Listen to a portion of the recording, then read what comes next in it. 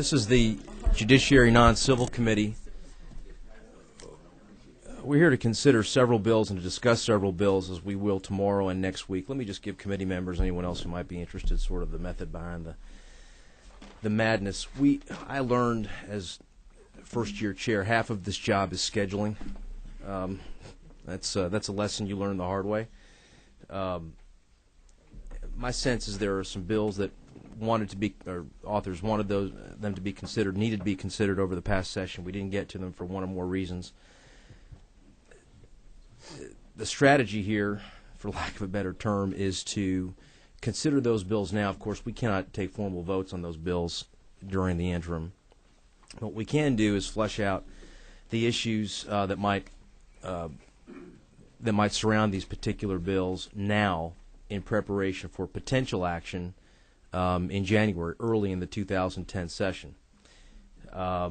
If we don't do that now in the interim, then bills, and we wait until January, bills that are introduced in January, when we get that flood of legislation in, that's going to lessen their chances of, number one, being considered by the committee, let alone being passed by the committee, and then making their way through the process. We want to give them every chance.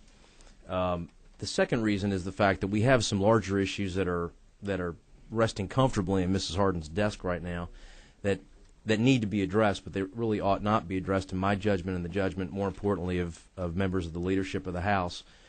Didn't need to be addressed during the session, where it's tough to really give things a good, focused, probative analysis, but that we should use the interim. The majority leader and the speaker have been very clear to me, and I think for every other chair, it's a 2-year term. There's an interim. There's an off-season. Use it. Especially with regard to more complex issues. What do I mean by that? Well, beyond the bills that we have today and tomorrow and next Wednesday, I anticipate that over the course of the interim we'll be looking at bills surrounding open records,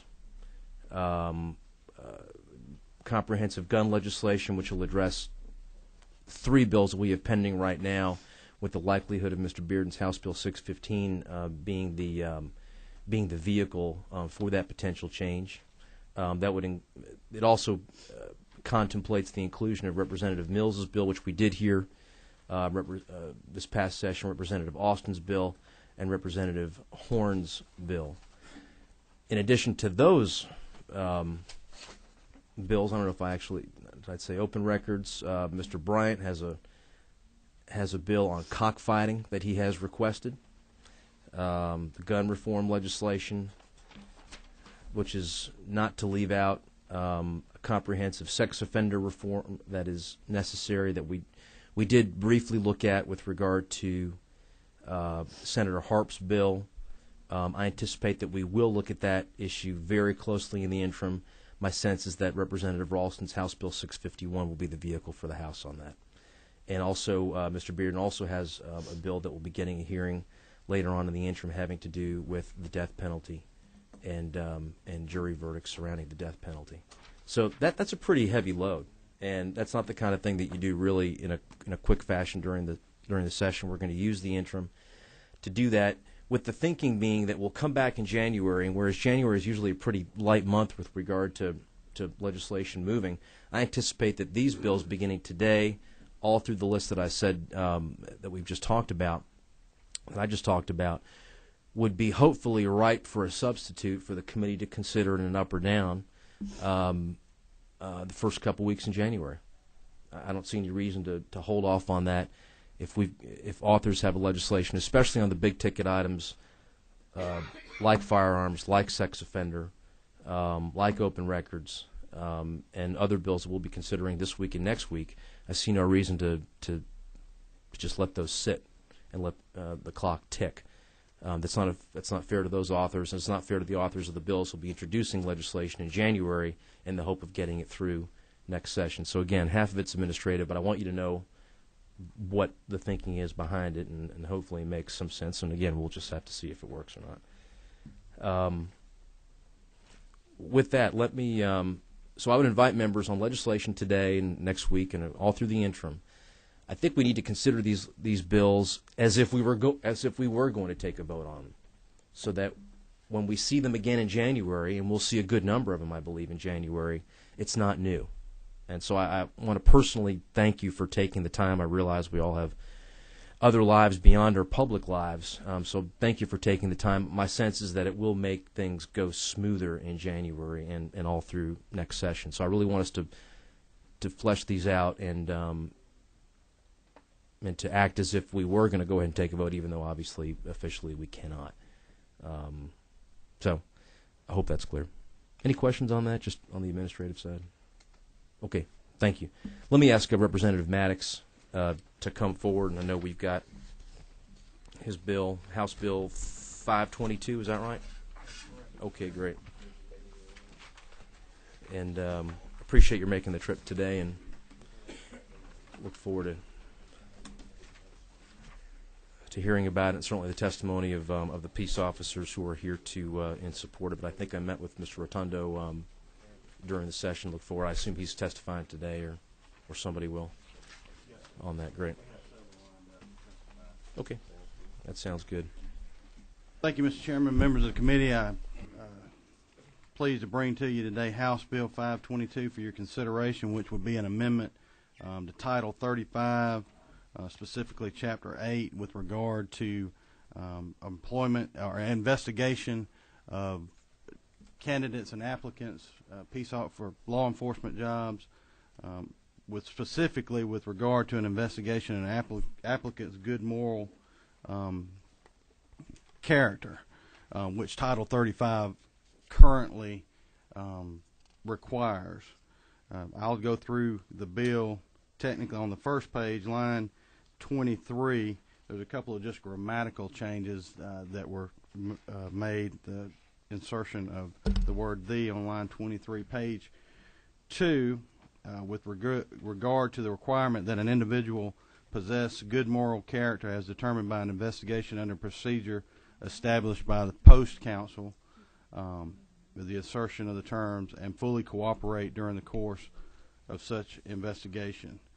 Paragraph 7, we just.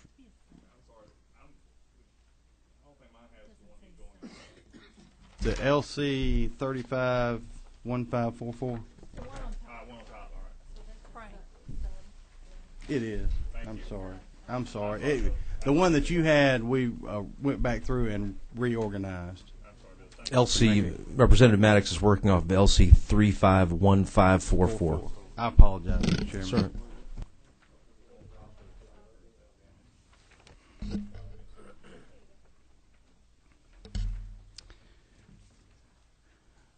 But essentially, the meat of this bill, it starts on page 2 in paragraphs C1, 2, 3, 4, and 5, which is where we get into the description or defining what employment-related information will mean. And starting on line 48, page 2, you can see there written information with respect to job applications, evaluations, attendance records, basically general information, employment information from a person's previous employer.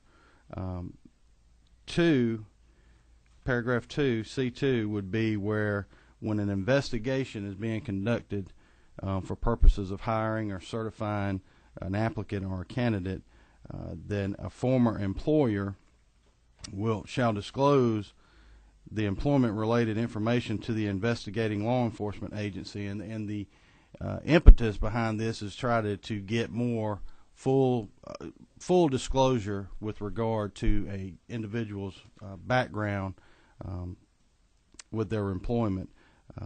You'll hear from the testimony there's been some situations that I think the wrongs could have been righted long before the individual ended up before the disciplinary board of Post.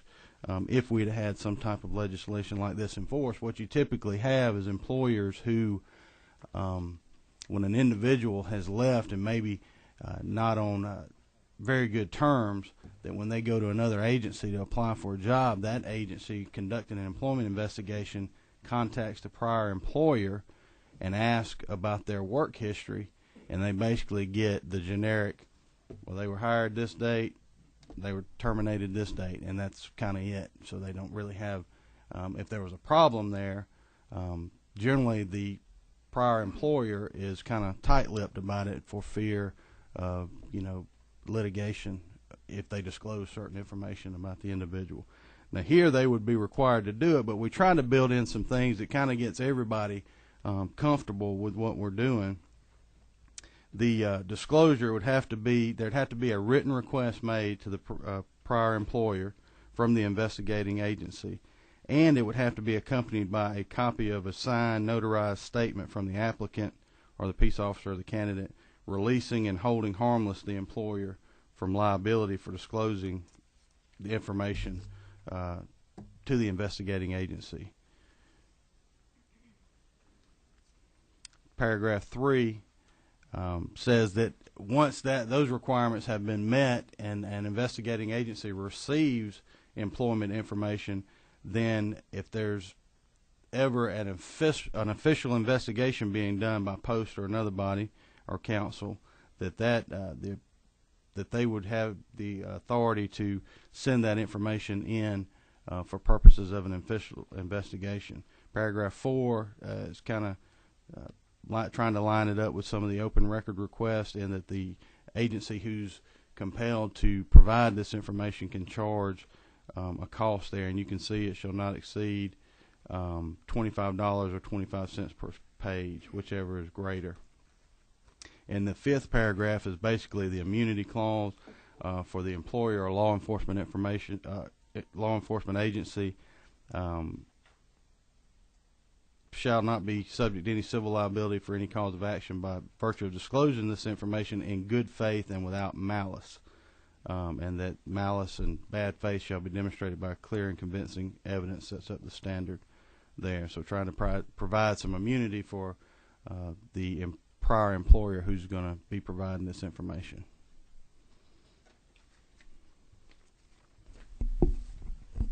Just a quick question for clarity for myself and for members of the committee. This is about when peace officers are hired, the inability currently under Georgia law to get anything other than name, rank, and serial number of their previous employment. Is it previous law enforcement employment you're going to, or any employment whatsoever? This bill will contemplate any employment. Right now, as I described, there is the requirement that that's already in law that the individual possess a good moral character, and this kind of goes to the investigation into proving that good moral character. And it's been the information and testimony that I've heard in discussions of this bill has been when they try to contact the prior employer, especially when the information is negative, the prior employer just refuses to cooperate. And I actually, and Mr. Rotundo could elaborate on this, but I think there's actually been examples where you have somebody who gets in trouble, say for example at a prior law enforcement agency, and they've actually started an internal affairs investigation, and the individual resigns, and then they go out on the job hunt again, and then they make application with another law enforcement agency, and when they call back to the prior employer where the internal affairs investigation had been started, they just basically tell them, they were hired here, they were terminated here. Well, would you rehire them? No. And that's. I mean, I understand the intent behind it. You want to make sure that these people coming into law enforcement agency X are not only of good moral character, they don't have a history of some sort of disciplinary problems, which of course could ultimately lead to a matter of public safety for that jurisdiction, right? Correct. The only question I've got is, as of right now, is on the potential proprietary nature of that information itself. Company X, this individual works security for Company X. I mean, that information, that is their information. Their human resources department, it's theirs. And in the absence of a subpoena, they don't have the duty to disclose that to anybody if they don't want to. And yet this would be compelling them under law to open it up. Now, I mean, as a practical matter, they probably wouldn't have any problem with that, especially since it's a law enforcement HR person calling saying, look, we want to hire this person, or we think we're going to hire this person, but we need to do our due diligence to make sure there are no problems. I mean, as a practical matter, probably that HR department of security Company X is not going to have any issue with that, but do we want to really force them to do that under Georgia law? And if so, why? Well, and I think that may be a good segue or lead into some of the people that need to testify on this, because I think they can give the committee some concrete examples for consideration. That was deftly played, Representative Maddox. I want you to know that. Well, and we also have smooth as silk. A freshman no longer. We also have Michael Caldwell here signed up, who is a labor lawyer. All right. Let me hold off. Representative Franklin had a question. Let me make sure I get to that before we segue into Mr. Rotundo and company. Great. Thank you, Mr. Chairman. Yes, sir. We're talking about having good moral character. Is that defined anywhere in the code, what moral character is, or whose standard of morality it is? No, I know where you're going with that, but not to my knowledge that it's defined. I mean, it's a judgment call by the investigating authority. One thing that I hope that we don't do here in Georgia, that I've seen numerous accounts of in California, that's something that I saw recently highlighted, and that was a news helicopter was following a high-speed chase. I think it was in some area of Los Angeles. The guy finally leaves the interstate, gets into a neighborhood, loses control, and then starts to run. He finds himself cornered, surrounded by these walls. He knows he's done.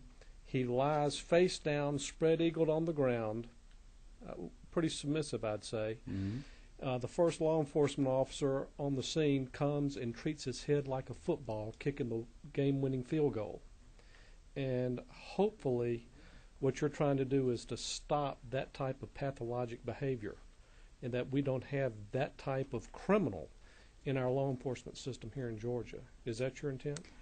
That is my take on it, talking with Mr. Rotundo, who sits on the disciplinary board for Post, and can give you some examples of situations that they feel like were a very egregious behavior, that had there been something like this to where they could get a little more information than the hire fire date, and no, we probably wouldn't rehire, and you got to wonder or speculate as to why.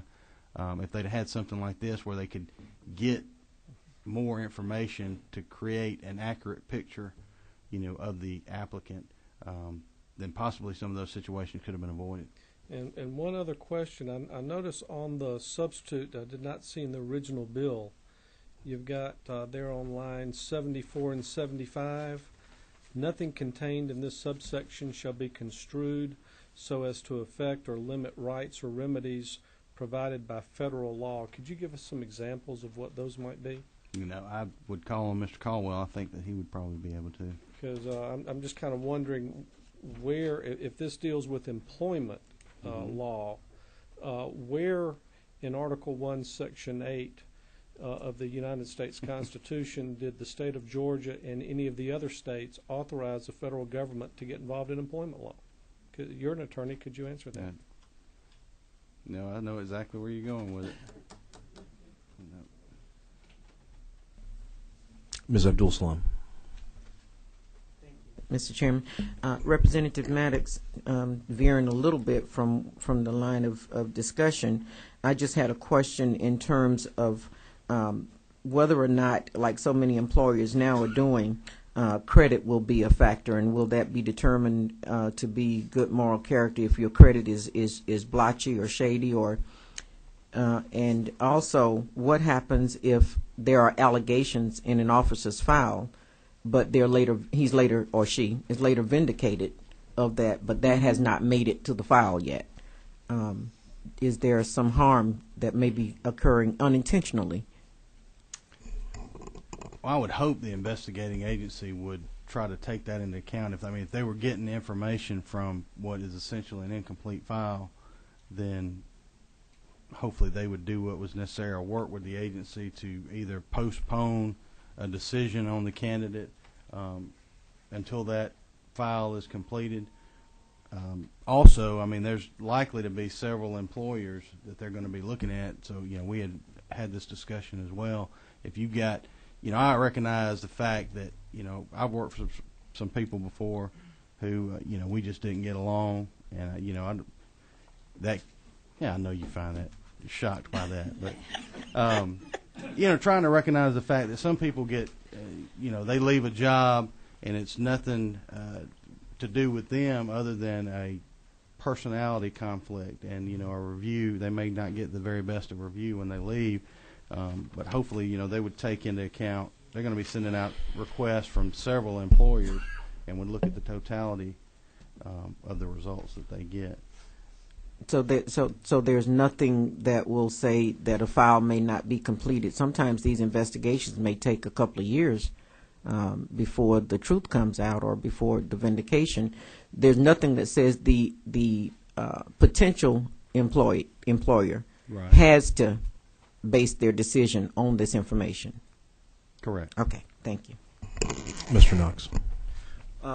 Can't they already get this information from an employer by just having the applicant sign this same waiver saying, tell my employer Sure, to I do don't whatever think they there's want, and anything we that waive prevents the them from voluntarily disclosing it. But I think the problem has been for fear of potential litigation that the information that they generally get is very minimal.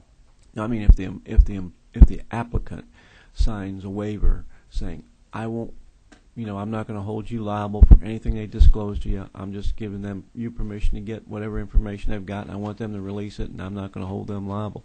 I give them a whole harmless agreement. I'm not sure. There's some chiefs here who I know are, they're the ones that are in this process, and I think they could testify to maybe some of the actual information that they're getting. I'm just trying to wonder, Sure. like if I got a guy that doesn't want to cough up the information, that ought to be a clue for me, that maybe he's not somebody I really want if he doesn't want to let me know the whole deal. I'm saying this is what we need to know. You can sign this waiver and we'll get it. And, if everything's fine, we're going to go ahead with it. But if we can't get this, we can't hire you. Right. I mean, And I would like to, I would encourage some of the chiefs maybe to speak up on some of the experiences that they've had when they've actually, because I understand what you're saying. If we can get a waiver signed and get the information, why change the law? But I think it's been the experience that the prior employers still, out of a fear for some type of backlash in litigation, that the information they provide is very minimal. We'll release you on your own recognizance with that, and we'll ask Mr. Rotundo to actually address if he come forward into one of the two hot seats. I'd appreciate it.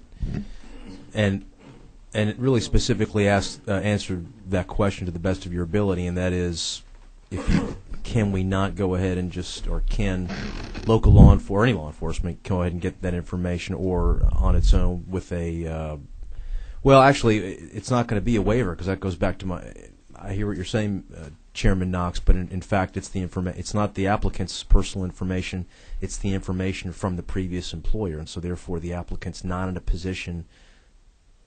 I mean, they can waive future litigation for whatever reason or waive whatever, but in terms of securing the actual information, it's not their information to give.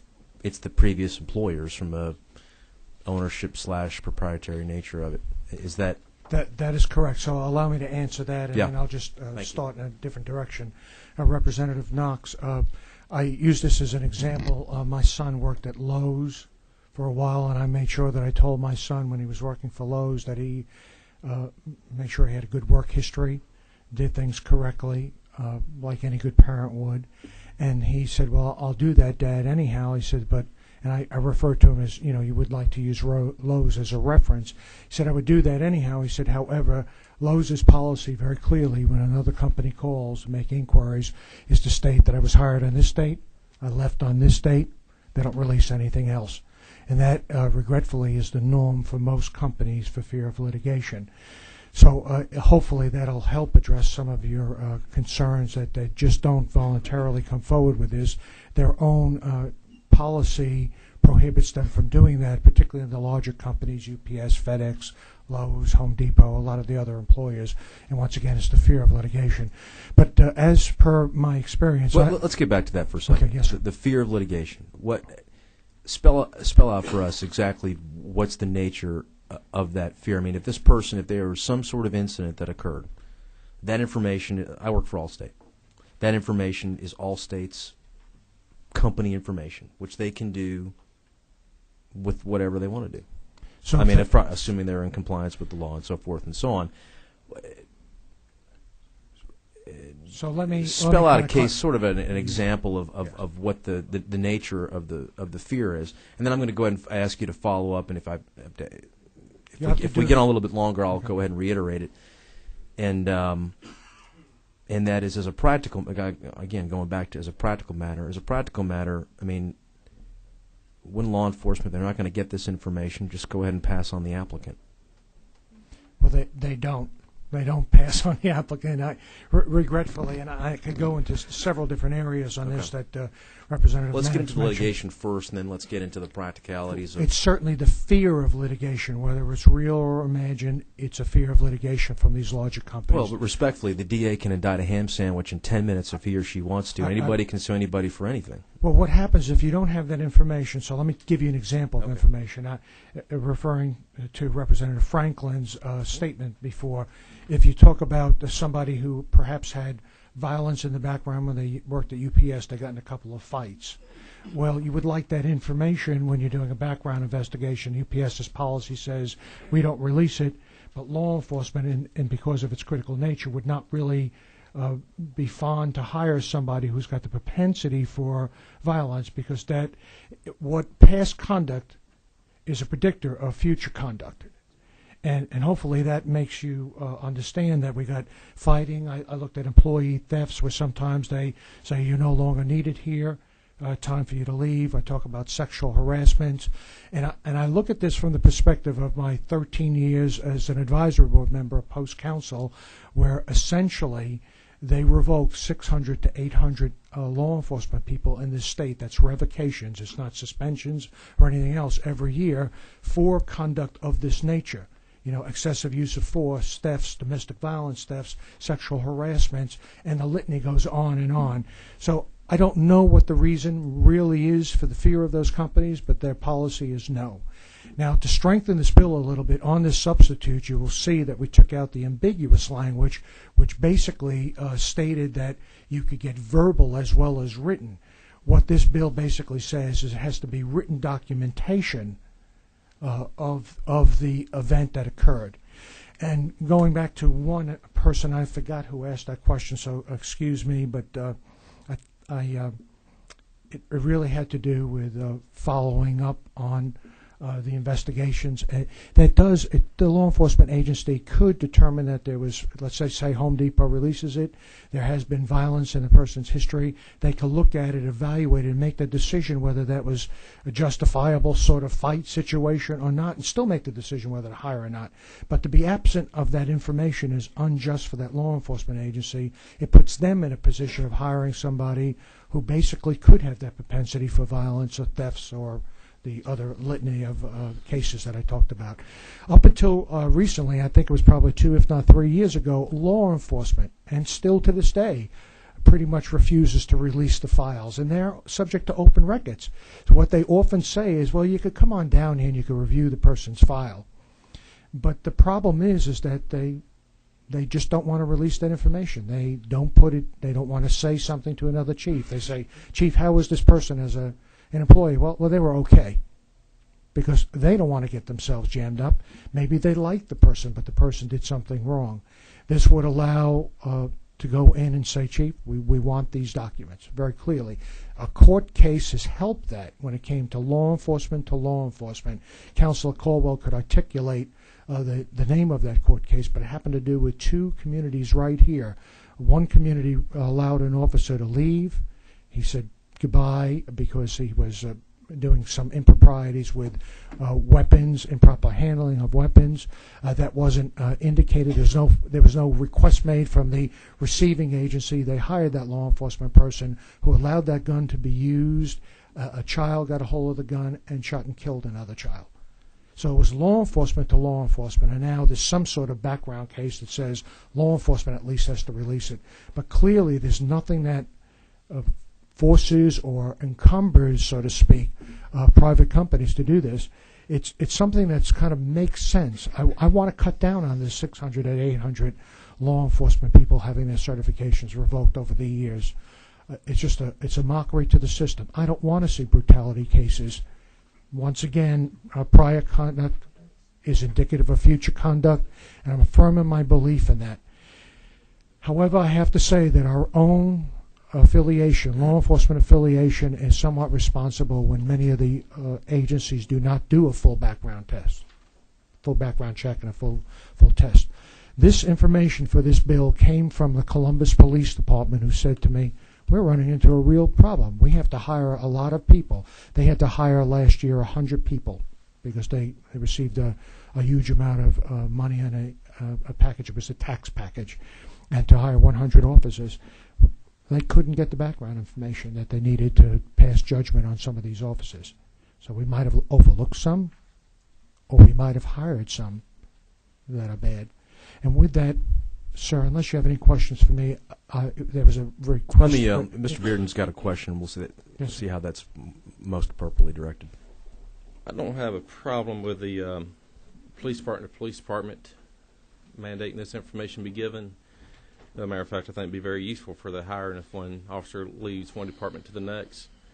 But where I'm going to have a huge issue with this bill is, as the government mandating once again to private enterprise what they must give up, I just won't be able to support that. If Lowe's or Home Depot or Mark Hatfield law firm does not want to give up information, there's a certain amount that he's required to. If you ask him, or he can say they were hired at this date and fired at this date. But government's gotten too much involved in our private businesses, not just in this state, but in this country. And I think we got a serious problem. We're going to start telling private companies what they must release from their personnel files. And I think that needs to be addressed, or else this bill is probably going to run into some issues. Well, it's an indemnification issue, basically, is what we're doing. We're saying if the information is truthful, it's an indemnification. But please allow me, if you don't mind, Representative Bearden, to defer to Councilor Caldwell. He could also put a federal perspective in other areas of law where we do mandate this as critical, if not more critical. Okay, but a federal perspective may not make me feel better, but especially nowadays. But I appreciate it. Mr. Chairman. I mean, that, with all due respect, Mr. Rotundo, I mean, that may be a federal precedent, but that's not binding on action on this bill, correct? Well, sir, please. I mean, there's no federal law regulation that says we have no choice but to go ahead and... No, that's correct. Okay, That's I just want to make sure that was clear for discussion purposes. That's Mr. Caldwell, you're more than welcome to come on up and... Thank you. Thank you, Mr. Rotundo. Mr. Chairman and Representative of the Committee, I'm Michael Caldwell. I'm a private attorney with the law firm of DeLong, Caldwell, and Bridgers, and I'm 39 years practicing labor and employment law. Also a professor of human resources management at the Law Enforcement Command College. What interest does a community have in having accurate information about the law enforcement officers that it's going to hire? In Mr. Bearden's district, if your agency had an applicant for an opening in the law enforcement agency, your agency wants to know as much about that applicant as it possibly can know. Now, the Open Records Act does help that somewhat, in that it requires public agencies to provide records that exist to any person within the state of Georgia who requests them, but it has no bearing at all on private employers at all. My clientele is both private employers and public employers, so I represent the interests of both, and I think I'm pretty much aware of what their concerns are. There is a huge disincentive to be frank and candid and to provide accurate information about an employee's work history. And the disincentive is the disincentive of the fear of being sued, as Frank Rotundo said and as Representative Maddox said. They're afraid they're going to get sued. So their human resources departments and their lawyers, many labor lawyers among them, tell them, give name, rank, and serial number only. That's not terribly informative for your agency when it's hiring somebody who it's entrusting the only employees that are authorized by law to take your life and your liberty away from you. The only ones in the name of the community, they're authorized to do this. All right? There's critical information about these people's employment history and background that I would want to know before I hire one of those people.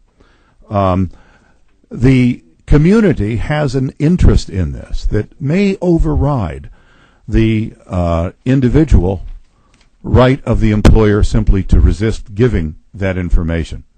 The community may have an overwhelming need for that information because these are the people that we authorize to act in our name to take life and liberty from us, the two most precious things we have. To have a full amount of information about these people is critical. This bill does two things.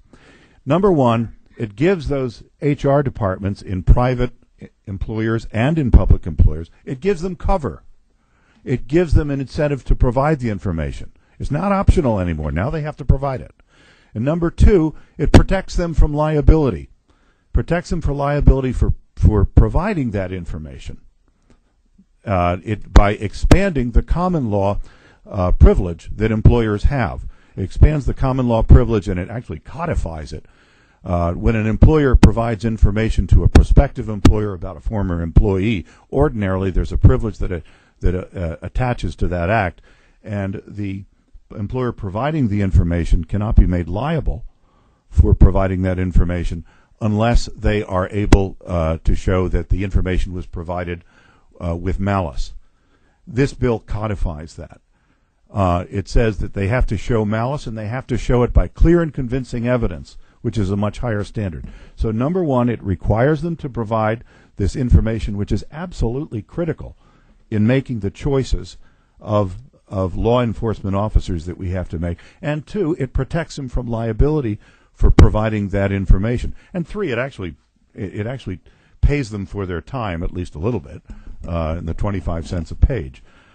So the bill really, and the information that's required to give is information which is highly relevant that any employer would want to know about about prospective employees. Written information relating to job applications, evaluations of performance, evaluations of risks and reliability, attendance records, disciplinary records, ineligibility for rehire, or other information related to the applicant. That's critical information that any agency, any employer would want to know about that. What we're recognizing in this bill is that police are different from the rest of society. They're not just your public works employees. They're not just your Lowe's employees, because police, unlike all of those people, carry guns. They can take my liberty. They can affect the rest of my life very easily. I only want people of very high moral standards, very good judgment, very good self-control, people who are willing to discipline themselves. Those are the only people I want in this role. Those are the only people I want authorized to carry weapons and shoot me in the street. Mr. Caldwell, let me ask you a question, and I don't think anybody, would argue or quibble with the fact that who we have in our law enforcement staffs, or who we have serving our communities, whether it's the state patrol to or the police officer on the beat in the city of Smyrna, and of course this comes down to the choice of, well, does that role rise to the level? Is it so important? Does it rise to the level in order to compel a private employer, back to Mr. Franklin's point, Mr. Bearden's point, and the point I made earlier, to compel, to force a private employer to release that information? Let me get your opinion on this. And that's a choice that is pretty straightforward, but it's also a very important choice. Is not perhaps the better approach to offer these protections to private employers, but to not mandate the turning over of that information, but to say if an employer does, it basically makes it permissive. The employer may turn over this information, and if they do turn over this information, they are given these protections. Therefore, the decision still lies with the private interest, as opposed to the government compelling them to do this. And frankly, and because of these protections, they're incented. There's no reason to not give the information over, because they are protected, without actually the government saying to them, you must do this, because you may think it's your information, but it's not your information. The answer to that question really is that the common law provides what you're saying already. The common law of the state does. The common law of most states does. Okay. And that isn't enough at this point. Employers still have that fear. Employers still have that fear. They need cover. They need protection from their own attorneys. Actually, and I represent both employers and employees. I'm one of the unusual labor lawyers that do both sides. And when I represent employers, I hear this all the time. It's our legal department is telling us not to. They are not going to move from square one unless we give them a nudge. And this bill is enough of a nudge to say, look, now the law requires, because this is a law enforcement person who we're having an inquiry about, because this person could be hired, we're obligated to turn over what is in our file on this person. Now, there are no trade secrets in that. There's no competitive information here. I mean, that person is already gone. Mm-hmm. So there's no advantage that they're losing by keeping this information private. But lawyers don't like to change their ways of doing things. I think you're a lawyer too, are you not? Yeah. You know very well. I'm in a 12-step program, but yes, I'm yeah. No, but I want to wish you good luck. In all seriousness, man, I understand that there's no confidential proprietary. Yeah. Well, there's no proprietary. There's no trade secret, and then I get that, and so that makes it softer. It makes it easier for those considering that issue to say, oh well, if there's no trade secrets in it, there's no real proprietary information as it relates to business interests and pricing or whatever it may be, depending on the industry. Well, then it's not that big a deal, and I think on the surface that resonates. Mm-hmm. But I think what you're about to hear and what you have heard is that while that does soften it, certainly, in terms of appearance and perception, you're still faced with that threshold question of the government mandating to a private sector employer that you must do this, albeit for a noble purpose. Everybody wants their law enforcement. I want every single law enforcement officer in Smyrna to be, top drawer, and for their backgrounds to be explored to the extent that they can in order to make sure they're top drawer for purposes of public safety. I get that. We all get that. But you're still looking at that threshold question of government mandating that on the private sector. No ifs, no ands, no buts. Mr. Thompson. Thank you, Mr. Chairman. A couple of questions, Mr. Caldwell. Thank you. First of all, this would be directed mainly at private employers. Is that correct? Because no, it's both public and private. Well, I understand, but under the open records law now, can't you simply make a request that all of these documents be released? And there are really very few exemptions that would allow any of these documents not to be released. Yes, you can, but there has been a case. For example, in the Govea versus City of Norcross case, there was an allegation that the file was sanitized before it was sent on to the hiring agency. If I could go into the facts of that case. I don't mind doing a deep dive on it, and I want to make sure Mr. Thompson gets his questions answered to the extent that they can. And I don't want to stop you from doing that, but I guess that leads to the next question: is how does this address that if that happens? Now you're saying if you get a notarized statement, then you're protecting the people for giving the information. What if the information that's given doesn't include everything? How is anyone protected from being sued, which is what that case was about? They didn't give all the information, so they got sued. Number one, wasn't that a violation of the Open Records Act already? And number two, how are you protect a private employer if that happens? What if they leave out a medical file where the person had a psychological problem, they just forgot to give it or they didn't know it was in there? Well, first of all, medical files and psychological files would not be included in the information because that information is protected from disclosure by HIPAA. You can't give that information. Also by the Americans with Disabilities Act. So psychological information is another form of medical information. That can't be given. That's ineligible. So, but if this compels them to provide the information, there's no compulsion under state law that they provide the information. There's a compulsion that they divulge records that exist. That's all, written records that exist. This one compels them to give the information. Okay, whether if there is a record that has been specifically asked for, under the Open Records Act, you have to specifically ask for this. And I can tell you from experience of trying to get open records that there is a great deal of attention paid at state agency levels and at sometimes municipal agency levels, was saying, well, they didn't specifically ask for this record, so I'm not going to provide it. that would not be permissible under this law. We wouldn't have pettifogging lawyers making the decisions as to what would and would not be released here. And I don't want to argue with you about that, but it seems if you got what's in the bill, if you simply make an open records request for that same information, that's what you're going to get. So it seems to me this applies to to non-public employers mainly. That's who it's addressed at, because you have a remedy under the public laws now, and I guess that would seem to be where you're going. But well, actually, we were looking at both states when we asked for this law, when we asked for consideration for this. We were looking for both equally, because the problem is there. The complaint we hear all the time and I hear this from my chiefs who are in command college, that I can't get accurate information even from other agencies. This is a great way for us to palm off bad officers on next agencies. Okay, and we hear this all the time. This law at least would compel them to provide information. For the first time, it's a real compulsion. Mr. Levitas. Thank you, Mr. Chairman.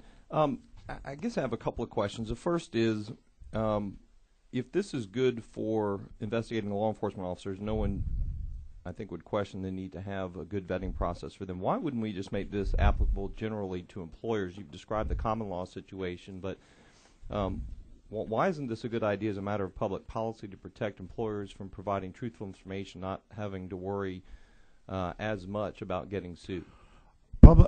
As I said, the common law privilege does provide that.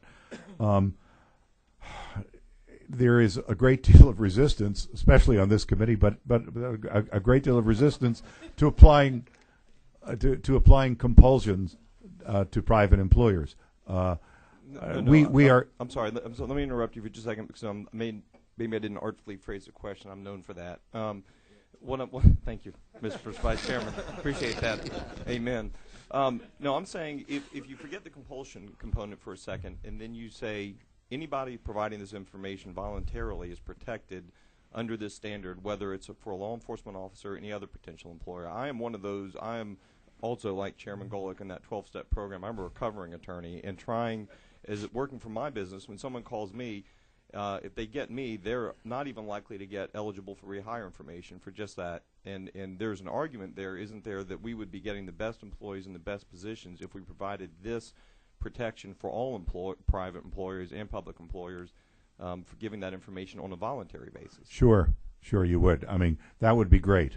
That would be great. And on the part of the private employers that I represent, they'd love to have, when they're hiring, they'd love to have that given to them. But I'm doing I think this bill is baby steps here. We don't want to. We're trying to do the possible. Okay. And my second question is this: while we've added more protections, I mean, I as someone who's in-house, first thing I try and think of is when you're representing the employee, how you're going to come at me. And if I'm coming at somebody, I'm going to say they didn't act in good faith and they acted with malice. And so while you may or may not be protected from an ultimate judgment $60,000 or $100,000 later, nothing's going to prevent an employee or a potential employee from coming back and suing me and saying you provided this information, whether it was under compulsion or not, and you acted without good faith and you acted with malice. So I'm trying to figure out how, other than from an ultimate judgment, this protects an employee. Well, we all know that suing has become the national pastime. It's replaced baseball. But this bill does that by placing a higher standard of proof. They can't just allege malice. They have to prove it by not just by the preponderance of the evidence, but by clear and convincing evidence. That's a heck of a lot harder to prove. They're going to have a lot to get past summary judgment on that. But you also have clients, I'm sure, who will tell you, look, this has no basis in fact, but let's just give them $5,000 or $1,500 and make them go away. So going back to Chairman Golick's point and some of the other members, if we make this a compulsory disclosure and they are subject to suing, aren't we setting folks up for nuisance suits and we're mandating on the one hand, it's another one of my favorite phrases we do down here, these unfunded mandates. We're telling employers you must provide this information. Now, when you get sued, you're on your own, but we've required you to disclose this information. And while there's a higher standard, you're still subject to suit. It does, but the best. I think the problem of nuisance lawsuits, they do exist. I will not doubt that. But nuisance lawsuits are brought against employers when the employer has a history of settling nuisance lawsuits. When they have a history of paying money, you invite more nuisance lawsuits by doing that. So the answer would be to take this to trial and spend $100,000 and prevail, but the government's now not. I mean, where's the stimulus money for Hill Manufacturing to defend these lawsuits? Okay. Well, we could reverse the American rule and have the loser pay the winner's attorney's fees on this. That's not part of the bill. But I expect that the bill would reach a lot more resistance if that were added to it. I would love to see that in there.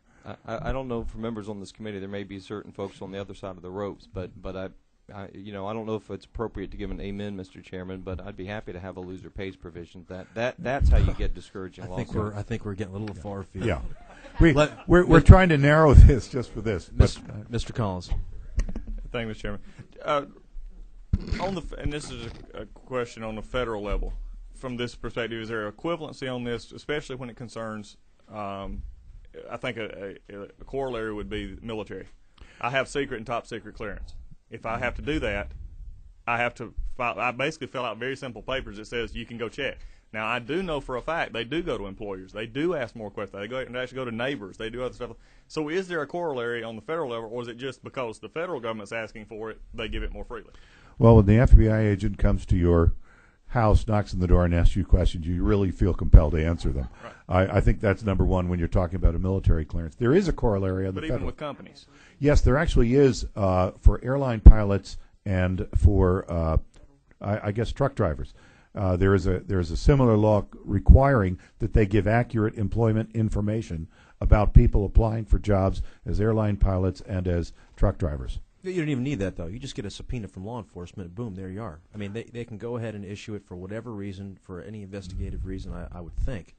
I think you have to have a proceeding for a subpoena. I do no criminal law at all, but I don't think you can get a subpoena on a background check. Of it? No. I don't think you can. I think you need a grand jury or something like that. Yeah. It's not.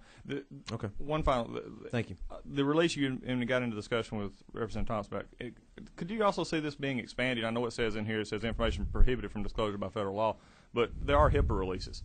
There are I could easily see this, a law enforcement agency adding a HIPAA release in here, and then we're again laying this down a little bit further.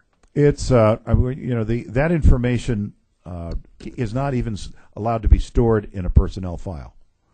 Medical information cannot be stored in personnel files under the Federal Americans with Disabilities Act.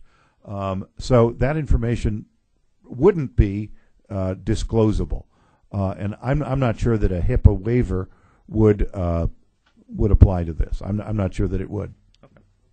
Thank you. And incidentally, the other thing on the federal law, if the information was given in retaliation for an employee's exercise of rights guaranteed by federal law, if you gave a false report, false information about a person's background history, a bad reference, in other words, because a guy had exercised rights guaranteed by federal law, for example, to file an EEOC charge, then you are subject to being sued under federal law for this. All this law says is this doesn't override that or even attempt to override that. Mr. Knox. I understand from whoever that a lot of agencies, or maybe some agencies, don't even ask for the information in the first place, that they don't necessarily go back and do background checks or want to for whatever reason. There are some agencies that don't do that because they feel they're not going to get accurate information because of the history of not being able to get it. There are some. That is foolhardy. We tell them to do it anyway, but that's a very small number of people that don't do it. This is only applying to people that are actually applying for post-certification, though, is that right? For peace officer positions, yes. Okay, now, peace officer or post-certification? Well, they would be applying for a peace officer job. A police agency doesn't offer post certification; they get that themselves from post. So it would be people that would be applying for jobs which require post certification. I guess what I'm getting at is that before we decide we need to go make companies subject to this requirement, that I wonder if we shouldn't first make the agencies subject to a requirement they actually do applications for these peace officers, because I hear you saying there's 600 police officers who get suspended each year. That tells me there's more of a problem with the applications and what their requirements might be than there are with maybe being able to get good information. Well, I think that's a jump. I think that's a jump of an assumption there. I will concede that a small number of agencies do not do an adequate job of looking. I will concede that. So, some don't do an adequate job of looking. But I think most of them, the vast majority of them, do look. It's that the information that they would need to make the judgment, an informed judgment about who they're hiring, is not provided to them for fear of lawsuits and for fear of violating city policy. Are they currently required to do that under the law, to conduct application investigations for peace officers and all? Is every jurisdiction required to do that? No, sir. It's an individual policy issue within the department. And if I just may add to that, there are many jurisdictions, particularly very small law enforcement jurisdictions, as long as somebody's applying who is somewhat breathing and has post-certification, they'll hire them because they're basically putting a body in a position and they don't have the staffing to conduct the proper background investigation. That's a kind of a travesty to the whole system. Mr. Bearden. Well, let me say, I'm not an attorney. I'm a recovering police officer after 15 years. So I believe you when you say you want the best of the best on the road, especially if you're going into a crack house and you got 2 to 4 people behind you, fully automatic weapons. You want to make sure they know what they're doing. It's a little bit more comforting. But this information that you're looking for from private businesses, it's not the only thing that the law enforcement agency will use. They'll use a physical evaluation, psychological evaluation, shooting evaluation. They'll give usually tests on knowledge of the laws and send this person to mandate school if they're not already certified. And you made one comment that concerned me greatly when it talks about private business. You said while they're being forced to do this, we'll pay them for their time. I don't like paying no private business for their freedoms. That's almost forced prostitution to me. That's we're mandating to private businesses how they're going to conduct their business. Government needs to take a step back away from private business and individual freedoms and liberties. I think we're getting way too far. Once again, if this bill wants to mandate from department to department, they give everything up to that next department, that's fine. Departments have a job when they're hiring that person. And yes, I want the best officers on the street too, but not at sacrificing every single freedom of a business, of a private business. So again, if this wants to go towards department to department, I'll support it. I think each department should give complete information that officer did while they were on with that department and they're going to a new one. That should be given. But again, that's government to government. Now we're saying the government's going to mandate to private businesses who put their own money in starting that business what they must give up. There's a problem with that, and I just can't support it. Department to department, no problems. I don't know if that was a question or more of a comment there, Mr. Chairman. So either one is fine. That's why we're here. Let me ask. We have three more witnesses on the Miss Stacy Cotton. Mr. I'm sorry. That was not clear on the witness list, by the way. Mr. Stacy Cotton, if you'd like to be heard, we'd welcome your comment.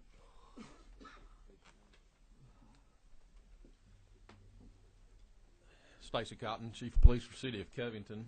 Thank you for being here. Thank you. Also on the executive board for the Georgia Association of Police Chiefs, and I get that comment quite often about I must be a pretty good lady police chief, so I'm used to that, no problem.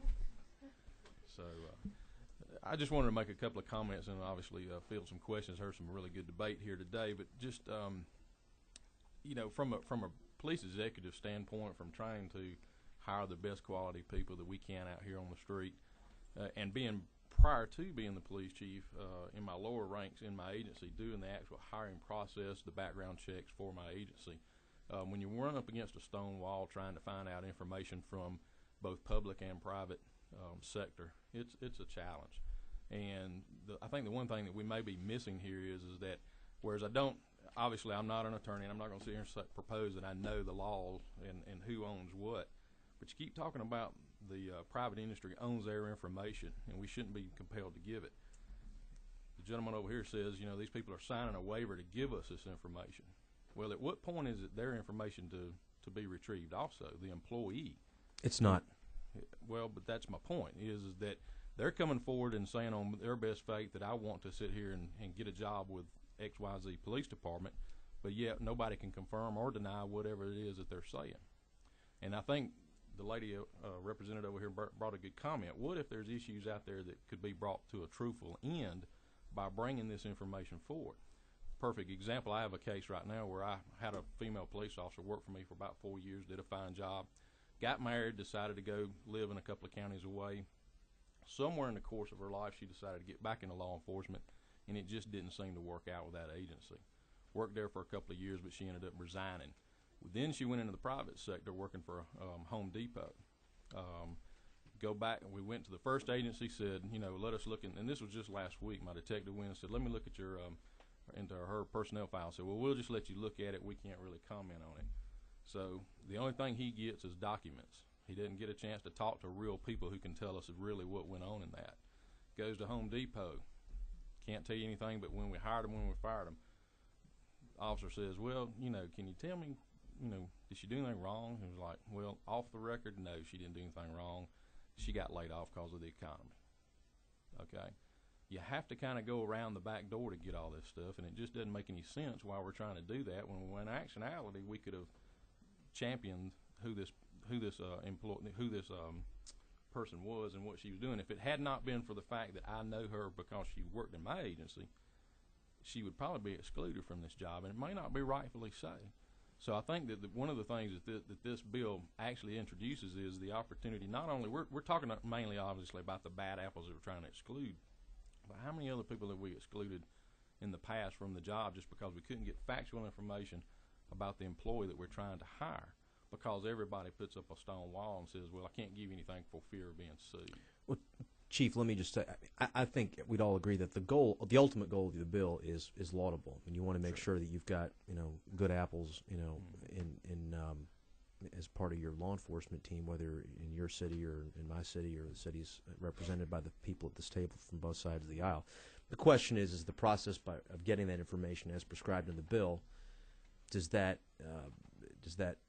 meet the collective comfort level in terms of it's the compulsion issue? This all comes down to the compulsion issue, and is it something that the committee wants to go ahead and compel, or to offer as something that localities, private sector employers can use as a shield going forward? And that's a threshold policy question I think we're pretty clear on. But please make no mistake, I think I speak for everyone, that we know why this is introduced. We know what the ultimate goal is. The question is whether the process is something that we're comfortable with from that compulsion standpoint. Any questions for Chief Cotton? Yes, sir, I do too. My representative. I'm so sorry. I'm so sorry.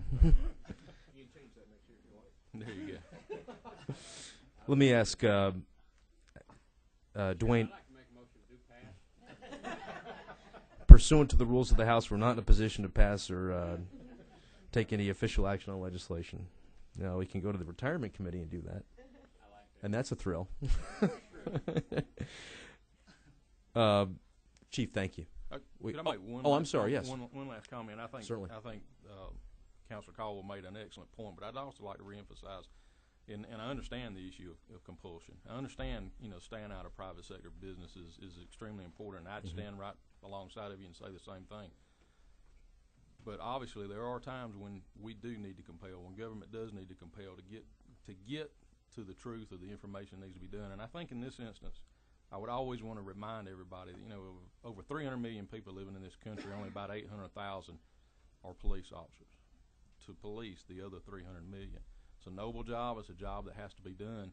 We have to have the best and the brightest doing it. And to allow the bad apples through just because we're worried about a compulsion here, it doesn't necessarily, when you're sitting on my side and I have to turn around and I have to deal with your constituents who are my citizens also and explain to them why the gentleman got his head punted on national TV when it probably could have been avoided on the front end.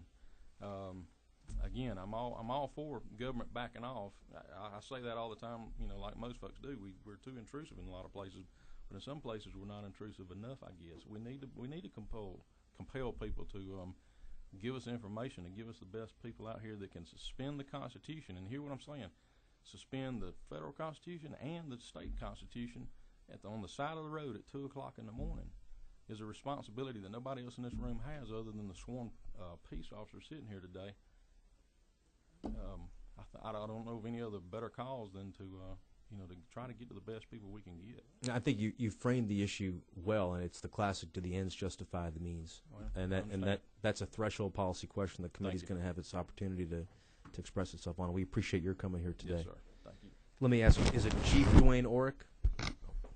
Chief Orrick, if you'd come forward, we welcome your comments as well. Thank you very much. I wished I had a beautiful voice like Mr. Caldwell. If he did, I'd be a Baptist minister. And I understand. If you could speak into the microphone, just I understand Mr. Bearden's Thank you. position, and I'm oftentimes accused of being somewhere right of Attila the Hun, and as Chief Cotton talked about, also infringements on private individuals and private businesses and other issues. But I do a lot of teaching across the country on recruitment, retention, and also do a lot of teaching on training, ethics training. My own agency has gone through a program, only 2 agencies in the state, that's with National Institute of Ethics Training, and received a certification for that. And as Frank talked about it a few minutes ago, past performance is the best indicator of future behavior, and the way we gather that information is through this background investigation. And I have had those horror stories, even beyond those times of where we try to do the right thing, but you didn't get concurrent information from employers. And kinds of things we're looking for. Honesty. Did the guy steal from his employer? The #1 form of theft in America today is stealing from his employer. Okay? Can you trust him at 2 o'clock in the morning riding by your business, okay, and riding by an empty home in the middle of the afternoon or doing a security check? Safety rules, the things that we do. Did he violate safety rules at your business? Well, you think it's not important until you say, this officer's standing in the middle of the road. Did he wear a reflective vest? Was he directing traffic? He's handling a gun. Was he violating safety rules? We've had instances where police officers are shot by other police officers because of bad safety rules.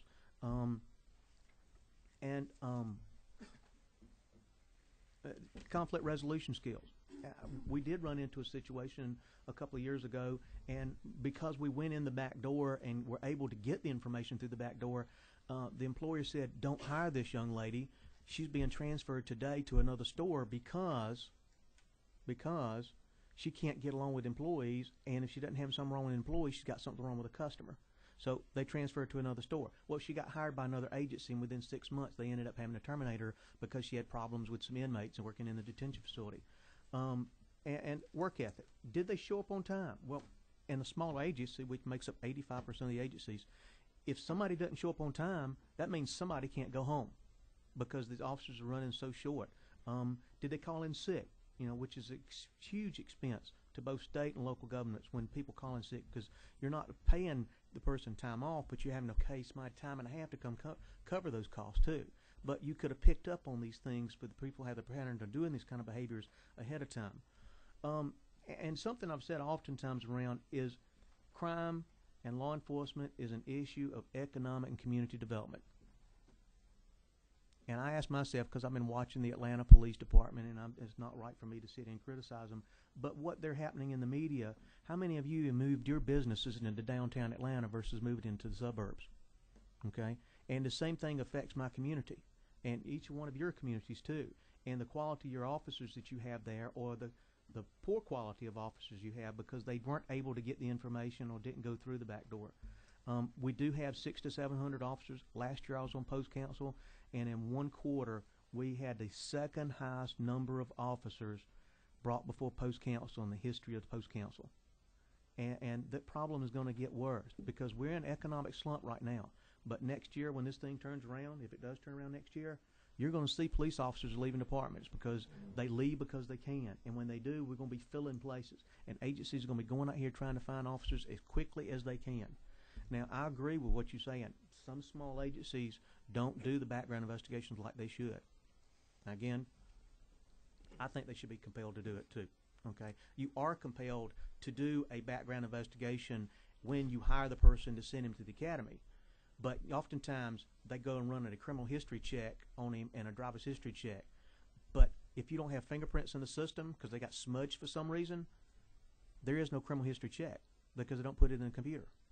You know, they got to have fingerprints to go along with that, and so that's a very cursory check that and then that guy gets hired and then he goes to another agency. Or he leaves and he comes back. There's no requirement they do a background investigation by the next agency. Now we do, and those things are important. But going out to those employers, we've had government employees that would actually say, we will not give you information on this person, period. We'll tell you the dates he was employed, and that's it. Nothing else is going to come from us. And what we have to depend on is code words, he's not eligible for rehire.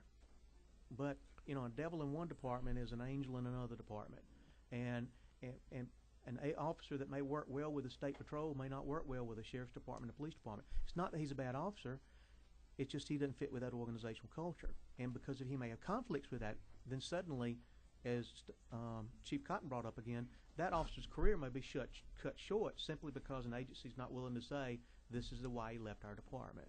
And so, with that, I'm open for any questions. Any questions for Chief Orrick? Seeing none, Chief, thank you for taking the time to be here. We appreciate your comments. Ms. Jenny Hodges signed up to speak on House Bill 522. Thank you very much. My name is Jenny, and I'm a life liberty activist. I'm very thankful to be here today. I'm the mother of 6 children. I live in Kennesaw, where if you're a homeowner, you need to have a gun and know how to use it. There's several things that I found disturbing listening to the testimony today. The idea that in the name of the community, officers can suspend life and liberty. And then the idea of suspending the Constitution at 2 in the morning. It seems to me that peace officers are supposed to be protecting individual life and liberty. And it seems to me that if an officer is out of line and not of good moral character, that a citizen's arrest should be made. And that we are a populace that does not need to be policed and nannied by the civil government, but we're a populace that should be able to protect ourselves, and if we see an out-of-line officer, should be able to make a citizen's arrest. I certainly, had I seen an officer beating in the head of a man unjustifiably, I would certainly step in if I was armed at the moment. So I find that disturbing. Also, the erosion of private property and private information. The civil government is supposed to protect individual life and liberty, and for businesses to be pitted against the civil government in an antagonistic sense and have to make their private information available, I find unacceptable in a free society. Furthermore, in this bill, it talks about the Federal Bureau of Investigation. I'm curious where in the contract amongst the states, the Constitution, it authorizes the federal government to be involved in hiring processes and fingerprinting processes within the state. I thought it was good that Representative Franklin brought that up, and he was told, I can see where you're going with that, and that was the answer to the question in terms of the constitutionality of bills that we consider. I think also this idea of 800,000 police officers policing the 300 million. Is it the presupposition that the private populace needs to be policed? I just find that disturbing. If our officers are here, they should be paid well. We should find good men of moral and women of moral character. But they're to preserve individual life and liberty. Certainly they don't have the authority to suspend life and liberty. And the Constitution doesn't give us our rights. It restrains civil government. So why would you suspend a restraint on civil government in the moment it's needed most? I would think at 2 a.m. So to me, under the Open Records Act, the government agencies already have access to each other's information, and I would say that in upholding the Constitution and upholding private property and upholding the fact that our government was instituted to provide for the life and liberty of a moral, upright people, that you would disregard this legislation and do away with it. Thank you. Questions from Ms. Hodges? Thank you very much. With that, that brings our consideration of 522 to an end. Representative Maddox, in the interim, we can certainly discuss and talk about versions that may or may not. Obviously, you can poll the committee as you see fit, and we can proceed accordingly. In January. And I think we've had some pretty good feedback today, and I think you know where at least some folks are and why, and that may go into the formulation of any substitute going forward. So thank you for taking the time. Chairman, I appreciate it. Yes, sir. Thank you. We'll call House Bill 708, Representative Abdul Salam. Thank you, Mr. Chairman. Yes, sir.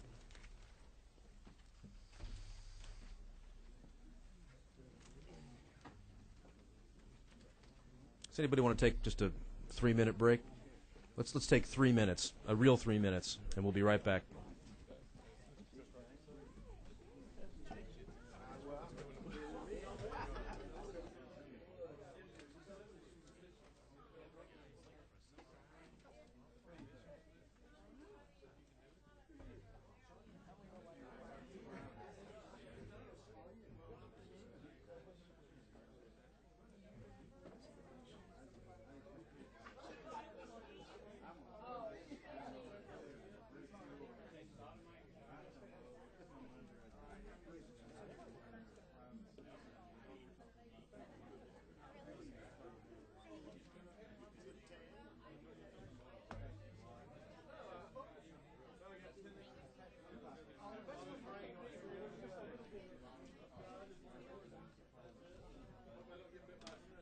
Did you have an opportunity to kind of brief it? I did. Okay, I didn't know. Is it okay?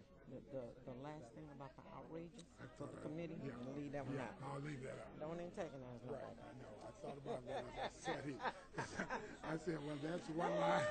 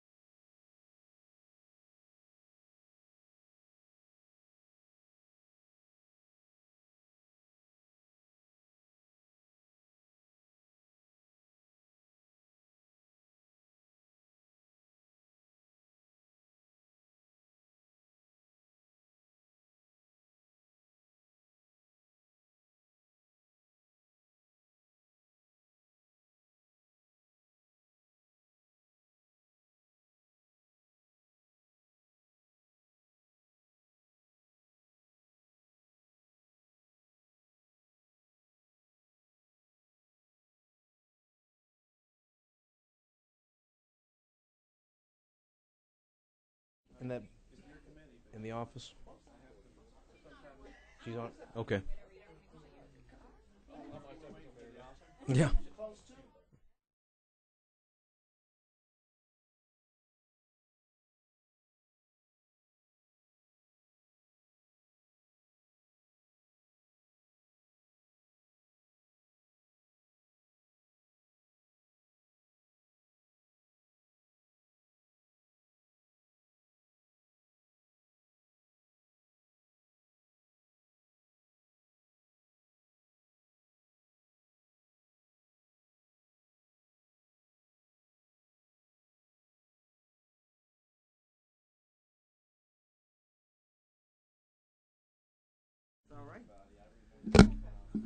All right. Representative Abdul Salam has House Bill 708.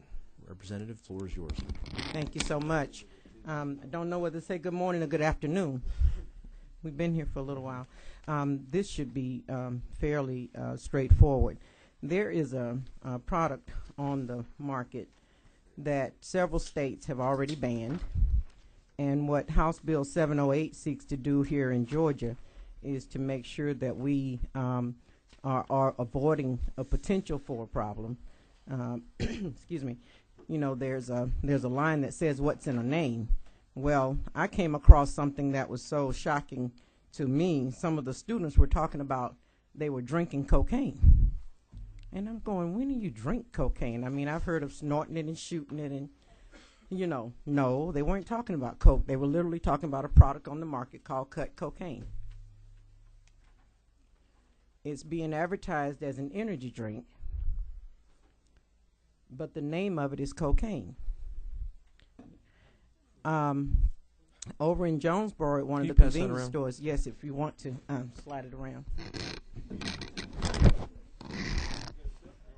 Don't open my can.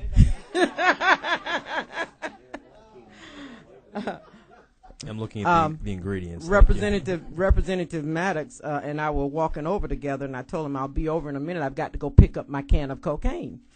And he looked at me, and I'm saying that's the reaction that you should get.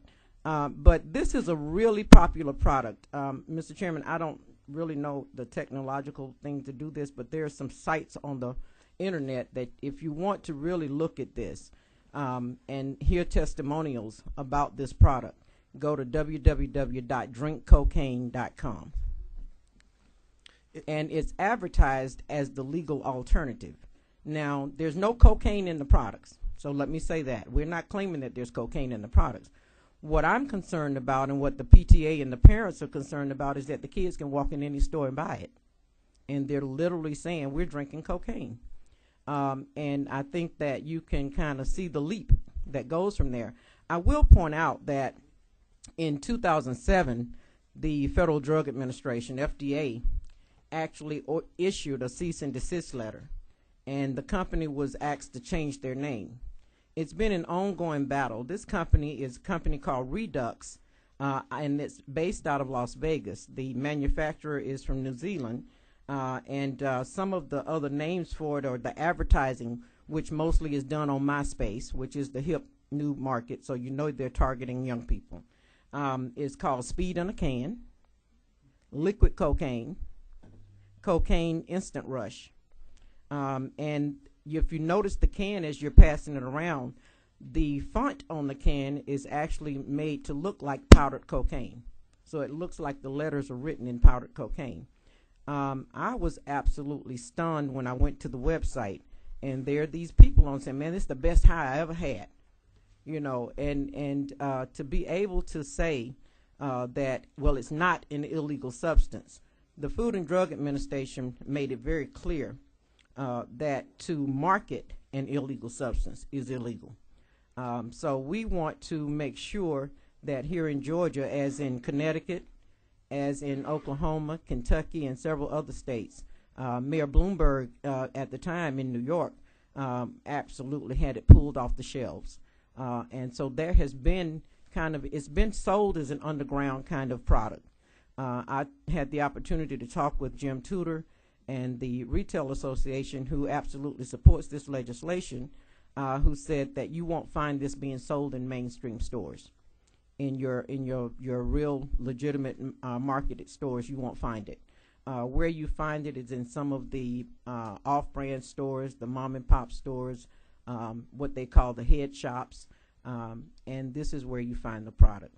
But simply in put, we're not trying to infringe on First Amendment rights. I'm a constitutionalist, and I believe in that. But I don't believe that you ought to be able to market a product, particularly where children can buy it, with no request for ID or anything, as a legal entity. Just a couple questions to make sure we've all got clarity on what it is and what it's not. Mm-hmm. This is essentially marketed as a competitor to things like Red Bull and stuff like that. Except for it's 350% times more potent than Red Bull. Okay, and any other product on the market. And I looked at the ingredients. I mean, you got your typical, half of it's sugar or whatever it is, and Exactly. It's got an infusion of B vitamins in it and some other Exactly. stuff that I can't pronounce.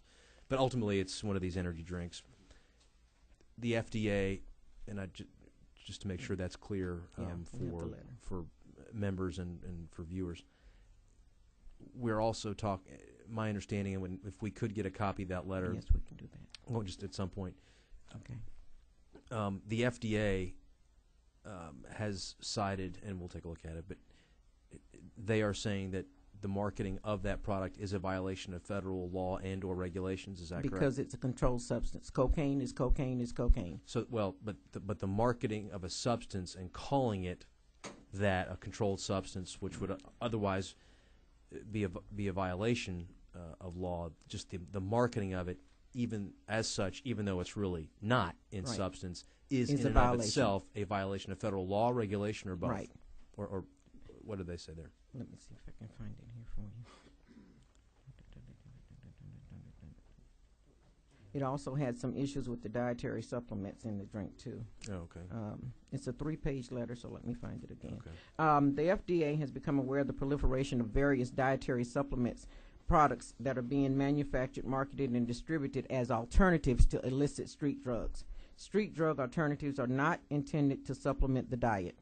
So, it's under 21 U.S.C. 321 FF. Accordingly, street drug alternatives do not qualify as dietary supplements.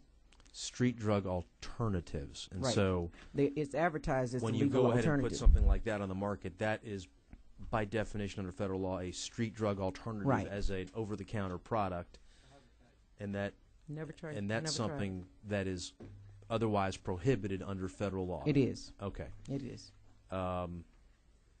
Mr. Hatfield. As I understand it, Representative. Hello. Am I live? Okay. As I understand it, Representative, there's nothing contained in this product that is illegal. Is that true? That is true. Okay. So the only thing that the legislation is attempting to reach is just speech. Is that correct? That is true. Okay. Well, would you see this as being the same sort of bill as the marijuana candy bill? I do. As a matter of fact, it was shortly after we passed that bill that I saw this product last year, and I actually went to the author of that bill, Judy Manning, and said, "Have you heard of this? Are you familiar with this?" And she was shocked. And so over the course of the off season, I talked with Judy and I talked with Chairman several other people, and Judy's actually one of the co-sponsors of this legislation as well. And it's simply not to entice the children. I mean, really and truly, if you can brag about drinking cocaine at the age of 12 and 13, it's not going to be hard for you to snort cocaine and shoot cocaine or whatever else you do with it. And there's no other product, which energy drink, that has the name of an illegal substance. There's a long list of energy drinks, but they don't have the name of an illegal controlled substance. Well, this kind of goes back to some of the issues that I wasn't for the marijuana candy bill. I consider myself a constitutionalist, and the First Amendment is part of the Constitution. That's what I said. I mean, do you subscribe to the notion that the kids who bought the little candied bubblegum cigarettes that they're necessarily going to be smokers when they get older? Well, I would say that it is not necessarily that they will, but I do have Dr. Lee Goodwin, who is probably in a better position to answer that question. He works with the Growth Place in Stockbridge and is a psychologist and does with behavioral trends that could probably speak better to that. I think that for the same reason that I'm not an anti-gun person, but because I don't want children to mistakenly think that it's okay to play with guns, my grandchildren and my children are not allowed to play with guns. I mean, they don't play with toy guns. They don't play with water guns because you can make that, and it's too easy to go there. So for that reason, I mean, I wouldn't want to be able to sit around and watch kids drinking cocaine.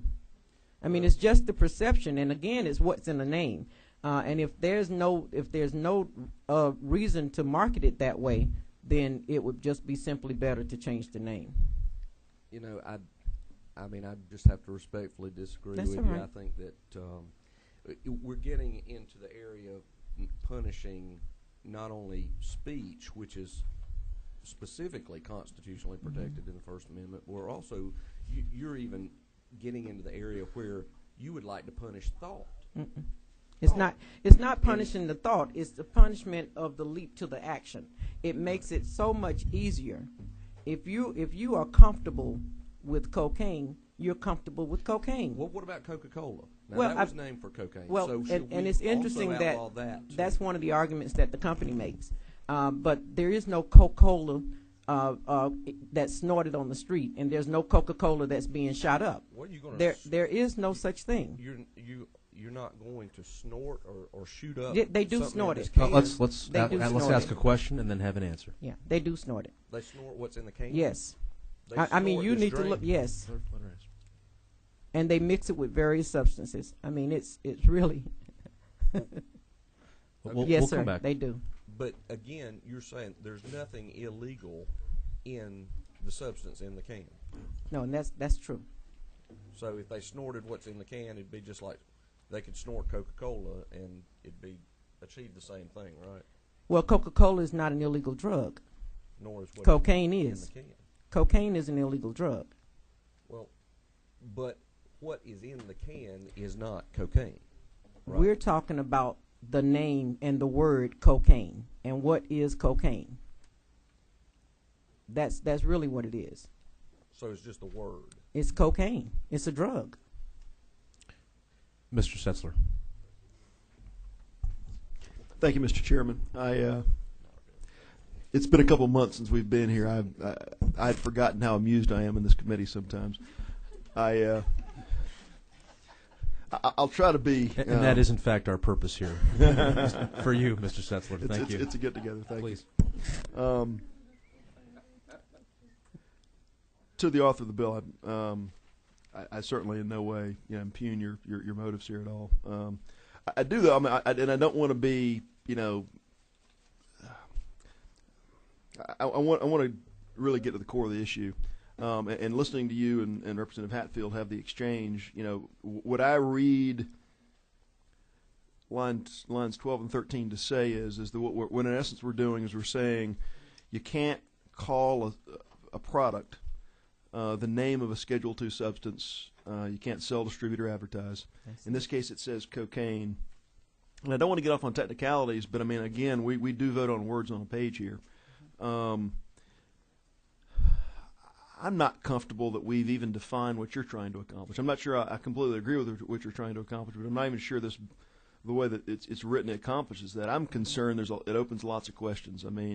This says cocaine on it. I assume in Georgia code, cocaine is in the name of the Schedule II substance that we're referring to. But even the way this bill's drafted, I could have a little package of candy that it is white powder that's called nose candy, and it could have pictures of people snorting something on with straws on mirrors, showing someone like they're using cocaine, but it's not called cocaine. Or it could say rock and not crack cocaine, or whatever the title is in the code. I think we're opening up lots of problems here. I mean, and again, as we talk about regulating not substances, but regulating ideas, regulating, hey, this notion that we're encouraging kids by these legal products to do things that are illegal. I mean, last time I checked, sex between minors and sexual acts between minors is illegal. But we have sexual actions all over our television. We have sex marketed to us on our billboards, and it's not just the billboards down in Representative Lunsford District that talk about objectionable establishments down in Middle Georgia. It's all over the state. So I raised the question to you, and I want to draw all this down, Mr. Chairman. I do have a question. How does this, having expressed my concerns, it does seem like we're regulating speech. It does seem like we're not really even addressing what you're seeking to address, and I don't know that what you're trying to accomplish is really even accomplishable, because just as one government regulatory scheme attempts to outlaw cocaine or crack, they then come back with nose candy or rock or something. They can even have pictures on it, which this doesn't speak to. And how do we regulate the explicit drawing of pictures making allusions to drug acts? And it raises the question of what we can and can't advertise. And if we can't advertise or promote anything that in any way could be construed by any person to be an illegal act, i.e. a suggestive pose by people on a billboard leading minors to engage in sexual activity, an illegal act in Georgia under certain contexts. Is this an achievable goal, even if we wanted to accomplish it? It's been achieved in several states. So, I mean, the answer to that question would be yes, it is an achievable goal. No, I'm not asking if we could legislate this. Oh, okay. What I'm asking is the goal of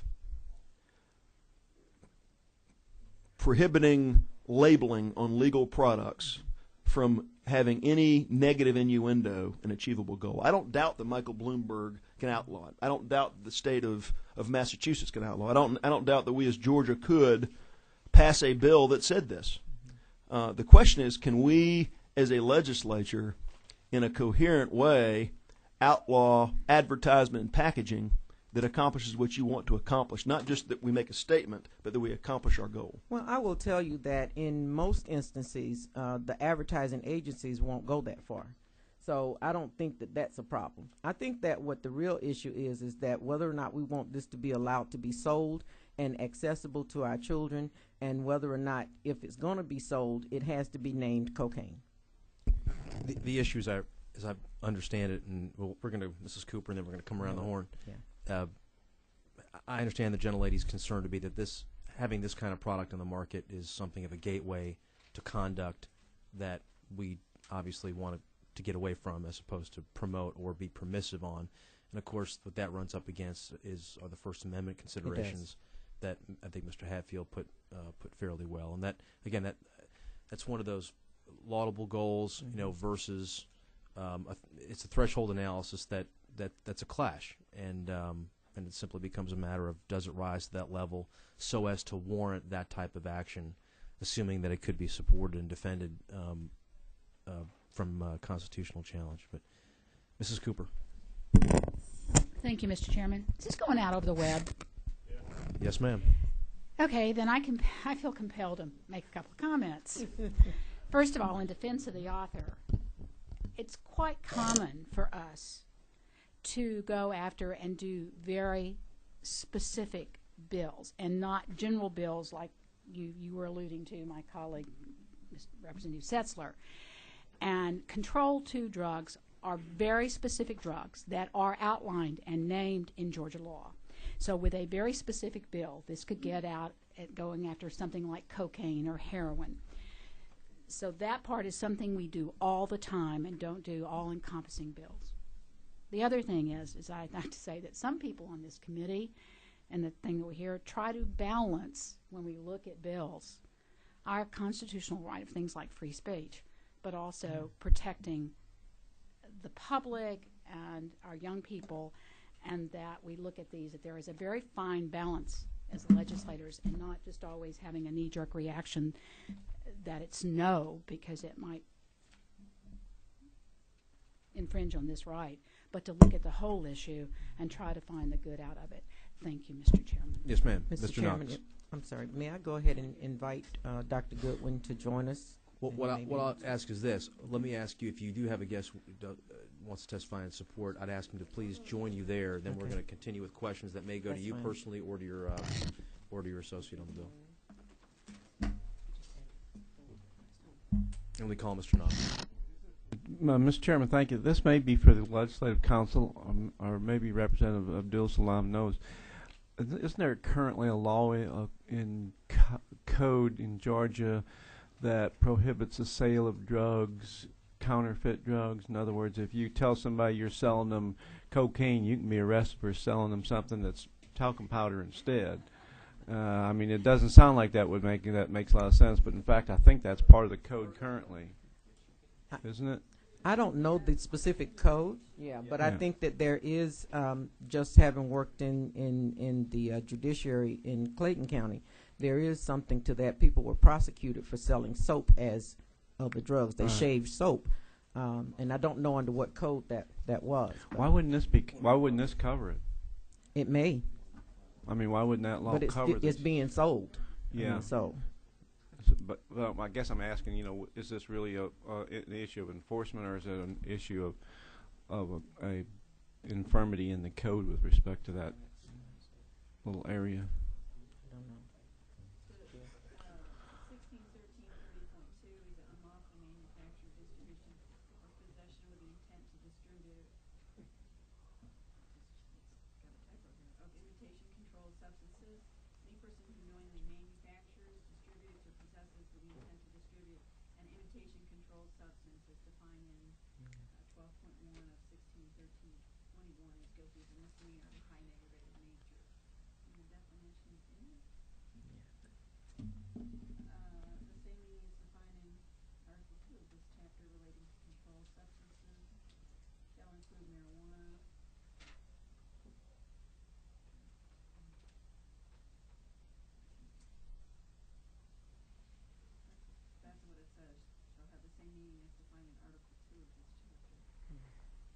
Mr. Levitas.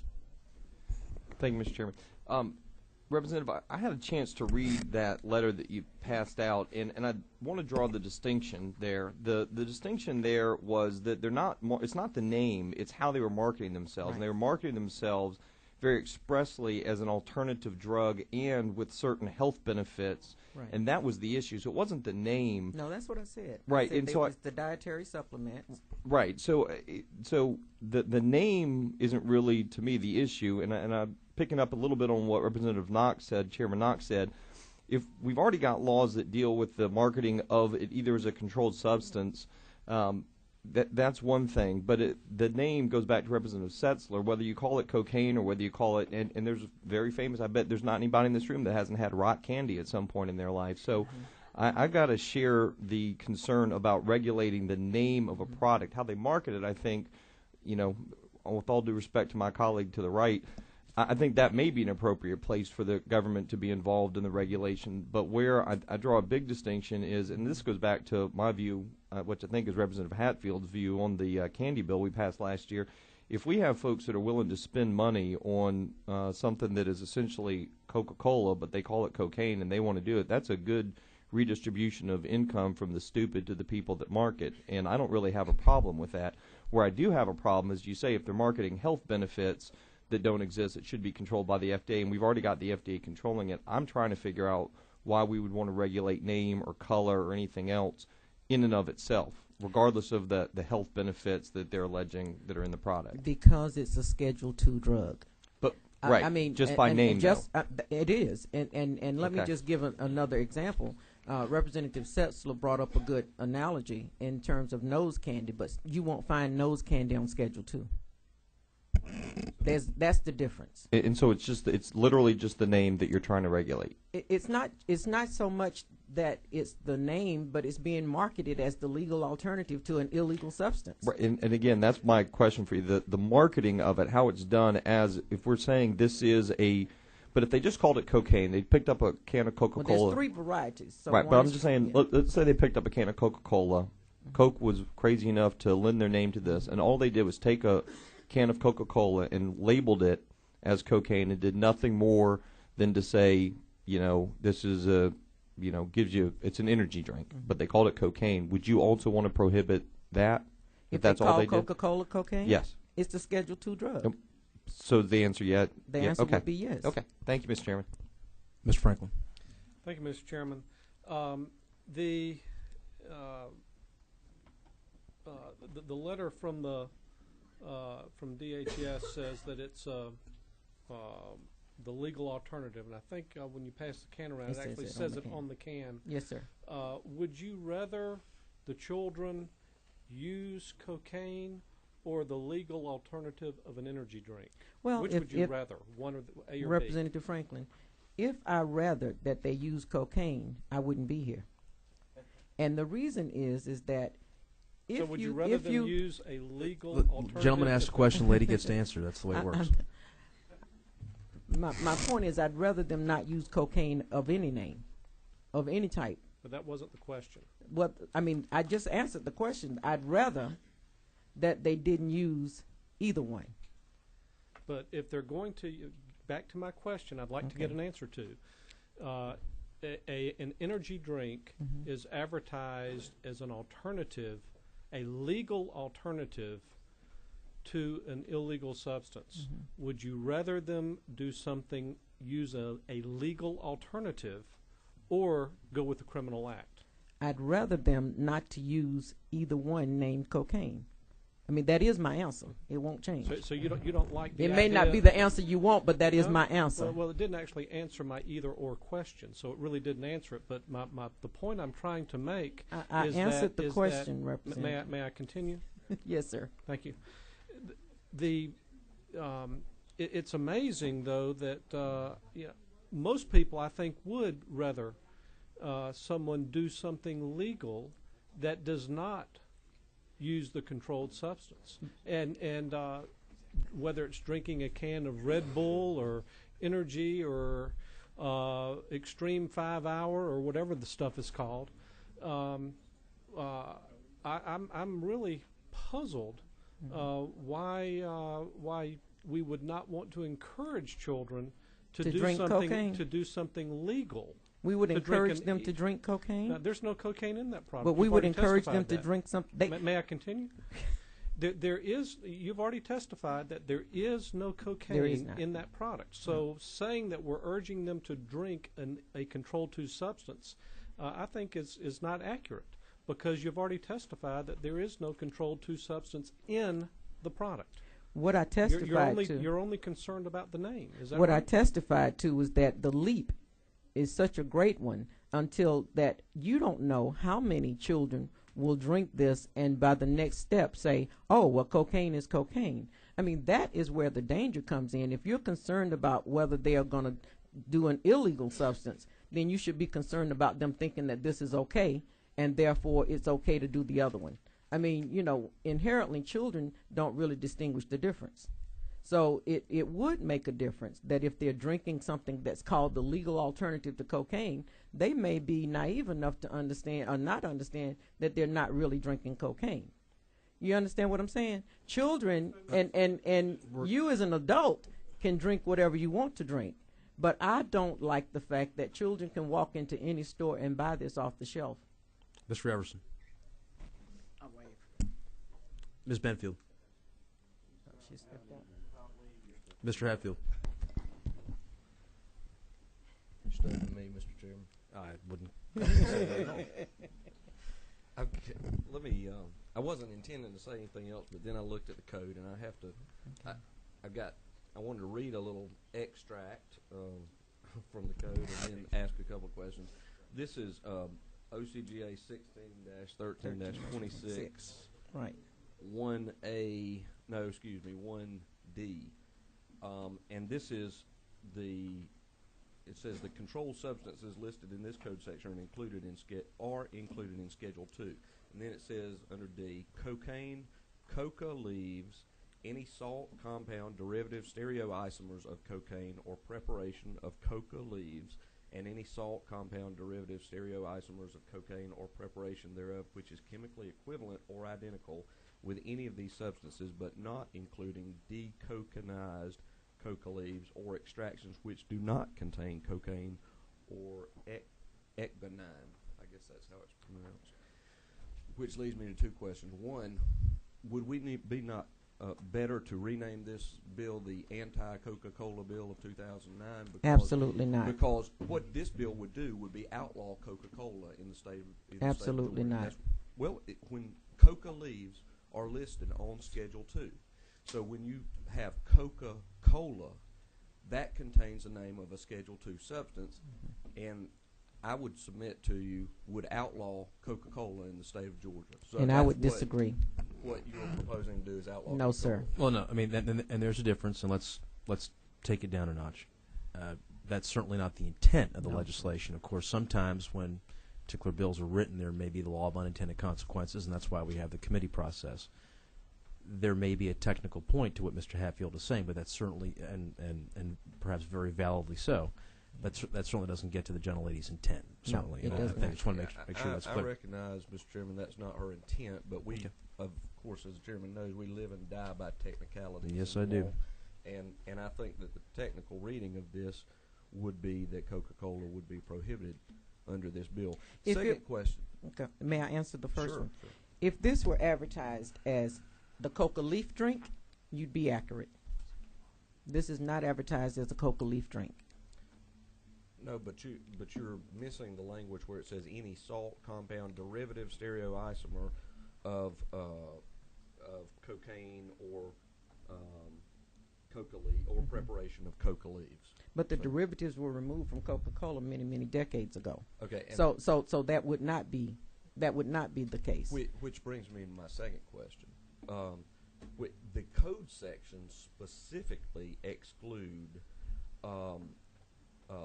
decocainized, I believe I'm pronouncing that correct, decocainized coca leaves or extractions which do not contain cocaine or ecgonine.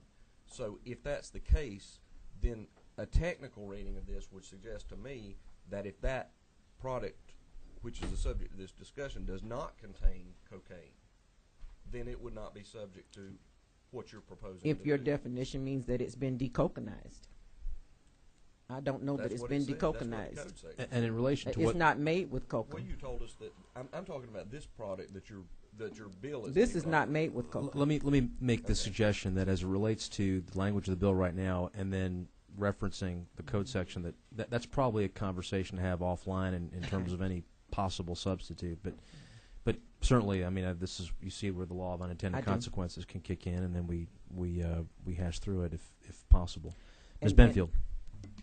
Oh, I just had a very brief comment. I was just reading, and my comments are more along the lines of what Representative Levitas was saying, is that this is being marketed as something completely different, sort of a dietary supplement, when it's in fact not providing any health benefits. And in fact, I looked over the ingredients, and it's full of artificial junk and colors. And if you're marketing this they're marketing it to children, right? Mm-hmm. I mean, this is something you do not want children consuming. So I have, as a mom, I have real concerns about, product that contains caffeine and artificial colors, which have been proven to cause hyperactivity and all sorts of, health problems in children. This is just something we don't want sold. Well, in our state. I didn't bring it with me, but there is also one instance, Representative Benfield, of a principal that banned it from being sold at their school because 8 children in one day got sick. With 350 times the amount of caffeine that any other drink on the market has, it makes people sick. And especially if you've got a younger system. I mean, I just think that it's a bad precedence. Mr. Bearden. I'll just add to Representative Benfield's comment, and she's absolutely correct. This is a parental issue. I know we voted together a couple of times this past session, but this is a parental issue. As a parent, if I don't want my child having this, then I say, no, you don't buy it. But you don't want your child having sex either. When he's I married mean, and so have grandkids one day, I would like to have grandkids, so I would Yeah. disagree with that comment. But the thing is that you don't know, because when I first heard them talking about drinking cocaine, I just thought it was something they were making up. I didn't know that again, it was a this product. is a parental issue, just as, unintended consequences, as Hatfield brought up. We passed a bill last year that I'm not going to get into that one, but we'll just say there's unintended consequences. But true, I believe Representative Benfield, this is a parental issue, and a free market would decide if no one bought it, it would not be on the market. Ms. Abdul Salam, you've got. I know you have a guest here today. If your guest would like to offer any testimony, this would be the time to go ahead and offer it. Thank you so much. I'd like to present Dr. Lee Goodwin, who is a psychologist, drug and alcohol counselor with a growth place out of Stockbridge. Dr. Goodwin. Good afternoon. First of all, it is, before I go into my prepared text, it is the name alone, cocaine, that we're not punishing them for using the name. We're prohibiting them from advertising and punishing them for using a name on that list. I'm deeply saddened that the day has come that we have to consider the legislation for the sales and distribution of a product with a derogatory name, as outlined in this bill.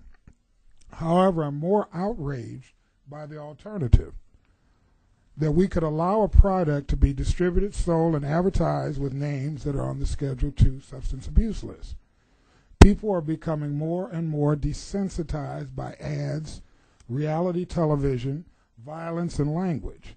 And psychologists have demonstrated that people gradually become less physiologically and emotionally aroused when they view more violence. It is said that the power of the pen is mightier than the sword. Although not backed by scientific evidence, it's common sense that words give power and legitimize, and in some cases even glamorize. When we use words like cocaine emblazoned across a can, and mind you, this is a drug that has been responsible for social havoc and the destruction of the fibers of family and core values. We are endorsing, if not condoning, recreational use. I ask, were the millions of tax dollars to just say no now a maybe?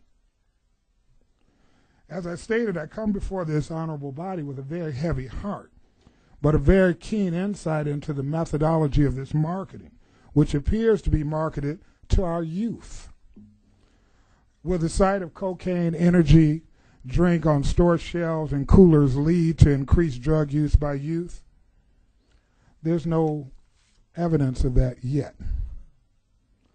However, will it lead to the retardation of the sensibilities of a young, formative mind? In my educated opinion, yes.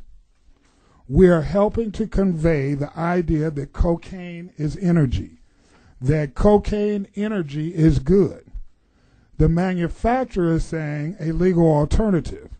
I question an alternative to what? Will the distribution, sales, and advertising of this product or any name used off of the Schedule II list, it's just negative. One of the most negative drugs on that list. I come before you today with more questions than necessarily answers, because this murky water we tread in called personal freedoms. Has drug abuse become worse today in this age of technology and internet influences, or have we as human beings become more reckless? There are no positives to drug abuse or their names. There is no positive to names being disguised fashionably and introduced to our children. Negative is negative. Bad is not good. The fact is, subliminally, cocaine energy drink is making the image of drug use cool. And that's what kids want to be. It's cool. Have we not learned anything from the social folly when it was cool to smoke a cigarette when it was advertised on television. We're paying higher health costs as a result of that folly. And what about alcohol when it was advertised on television? Many of those same young, impressionable minds are now the old fools causing death on our highways. Those are those young minds that were given that message subliminally that it was cool. What we do when we look at cocaine as a can on the store shelves, we are sending that message to our youth. And I realize that drug abuse is high in many cities, and it has to stop. You sensible men and women of government, you leaders, have the power to enact legislation in House Bill 708 that will not only serve as law, but set a social barometer for what will be accepted and tolerated from manufacturers.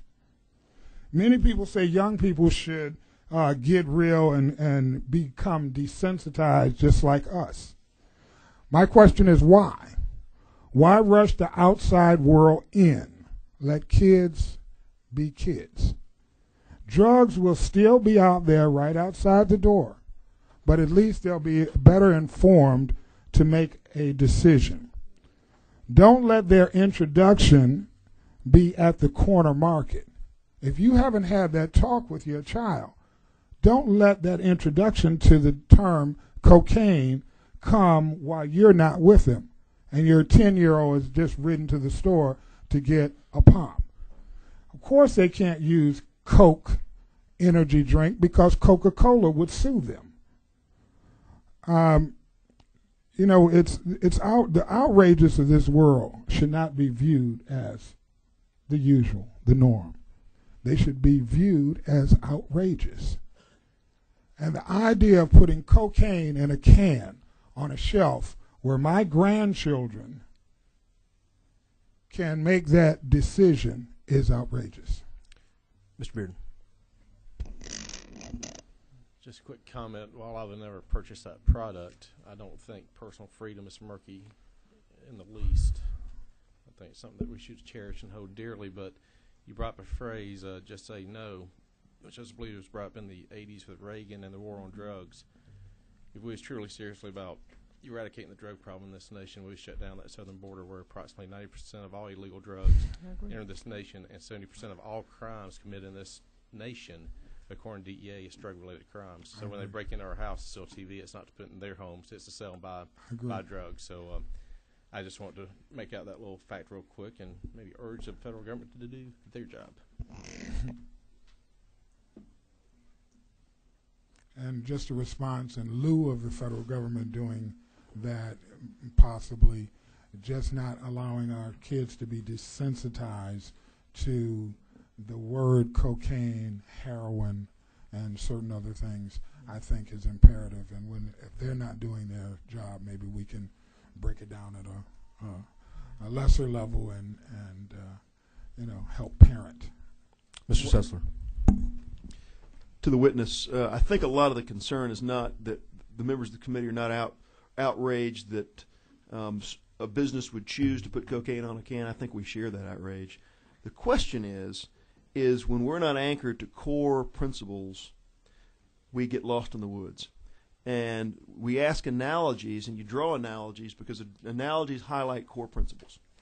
And there seems to me to be, we're addressing the issue of drug use, which is a profound issue in our culture. But there's a profound issue in our culture of unintended pregnancies and premarital sex and the misuse of the sex act in our culture that is we could talk for hours about, which is it's an uncomfortable subject. I don't know why we're not, if we're going to address, and my question to you is this, if we're going to address the name cocaine on a product is leading to bad consequences for kids, why we're not addressing Playboy and Hustler magazines, which are available in the same convenience stores, which have a profoundly eroding effect on the view. The child can't buy it. I understand that. and why we're not prohibiting advertisement that may ostensibly be made to adults, but is broadcasted to kids as well, which again brings this ethic that sex out of wedlock is okay, and particularly when we see 40% of the kids in our culture that are born out of wedlock. That is a profound social issue, and my question to you is, why do we want to address a product that deals with that we say is a avenue to drug use when we're not addressing other products which are avenues to other destructive behaviors which have the same, if not greater or more profound impact on our culture? And I think it gets back to the core principle of we'd like to do those things, but is it against a core principle to the witness that we do it? Because again, we allow things that we don't like because banning them would be cutting against a core principle that we hold even more dear. To answer that question, I would take it one step at a time. Today we're dealing with cocaine. Tomorrow it may be something else. It may be heroin, the power nod incentive. We can go on and on with the what ifs, but what I'm speaking particularly of is the fact that this product would be put on a shelf without a cover, as we're talking about pornography of Hustler and so forth. We're just placing it out there for general view. And we're not putting any labeling on this or in a protected section of that store. This would just be allowed to sit there, and it will desensitize our youth to that terminology, cocaine. And, just to mention your nose candy analogy, people still don't know what nose candy is. Still, even this day, young people don't know what it is. Back in the day, a line was the direct connection between 2 points. We also know that a line is something that they run up their nose. What happened to the day when a word meant just what it was intended to sell? Mrs. Cooper. Well, to Representative Setzler, and I don't mean to pick on you, we do address other issues. We address one, and many times in this committee, last time when we dealt with using the television for encouraging sexual acts with minors and so forth, and we do pass those things. So we do address these other issues, and I'm sure if you'd like to bring a bill and it comes before this committee, I'm sure that we'd probably get a hearing on it, but we do address the things. Other moral issues. Representative Abdul Salam, thank you. Thank you, sir, for being very briefly. Very briefly, we have a product that is called a flower. I attempted to find a store that handles it. It's a little glass tube that's used for the consumption of crack cocaine. And it is readily available. I just didn't have the time to go store to store. But anyone can purchase that flower. Some of them have an ink pen inside, but it is a glass apparatus. We have legislation that prohibit the sale of this glass pipe, even though it's called something else. Thank you, sir. And thank you both. And I want to say to Representative Setzler and to the committee that, in terms of other issues, particularly teenage pregnancy, AIDS and HIV prevention and all of that, it's always better to prevent. It's always better to prevent. And if we can do something to prevent children from thinking that it's cool to do cocaine, I think we should do it. Thank you. Thank you. Ms. Hodges, you'd ask to be heard on this.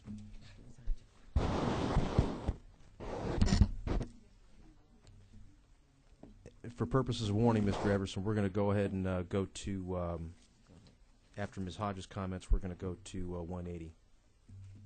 Thank you very much. Representative Cooper had asked me if I was Representative Franklin's girlfriend. I am not. We do share a love affair with a constitutionally restrained government, however. And it is on behalf of the Constitution that I'm here today. This bill, I think it's important that as we understand that there's family government, church government, and civil government. And they all have a role to play. And I certainly do not need civil government infringing on my rights as a parent or as a business owner.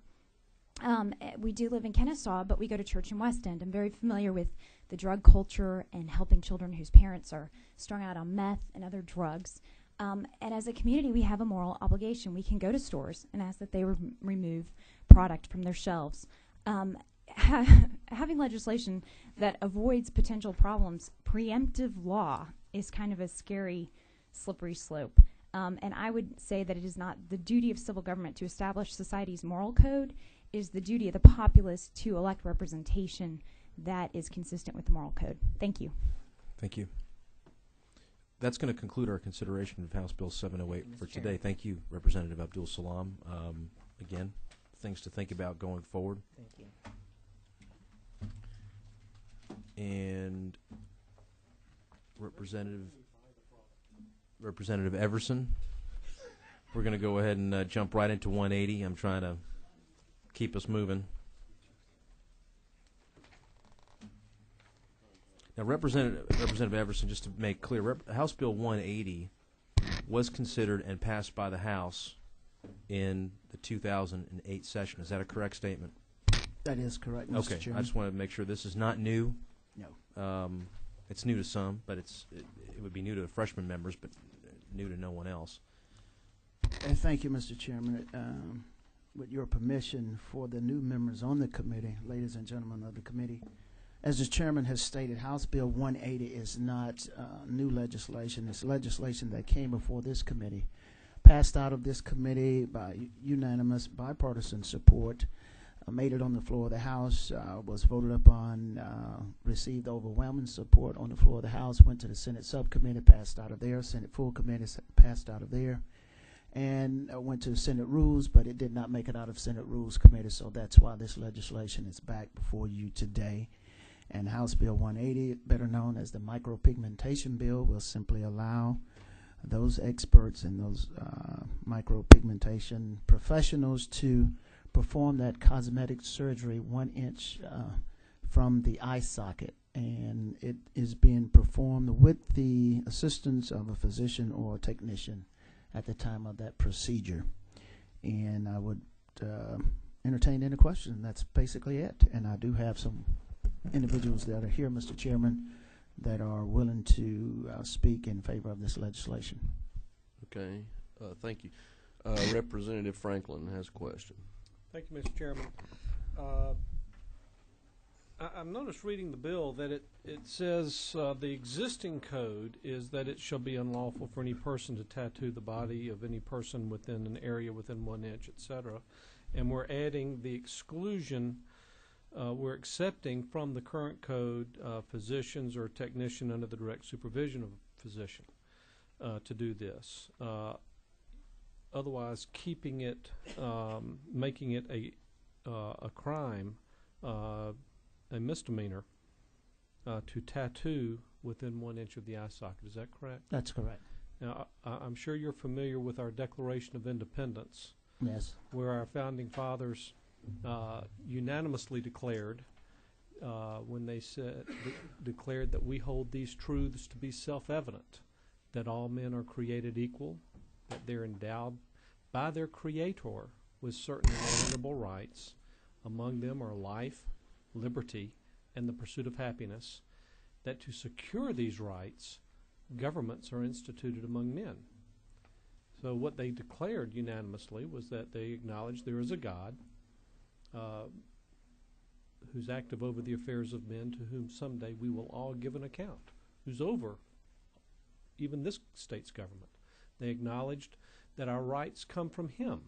They're not privileges granted by government, and that the sole purpose of the civil government is to secure those God-given rights. And I'm kind of wondering where even the existing code section falls into the government's role of securing a God-given right when we're saying that a person cannot tattoo near the eye. Could you address that?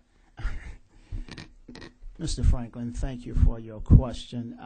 As you are very well aware, the learned representative that you are from the great county of Cobb County, the current law was passed into law long before I arrived here at the state legislature.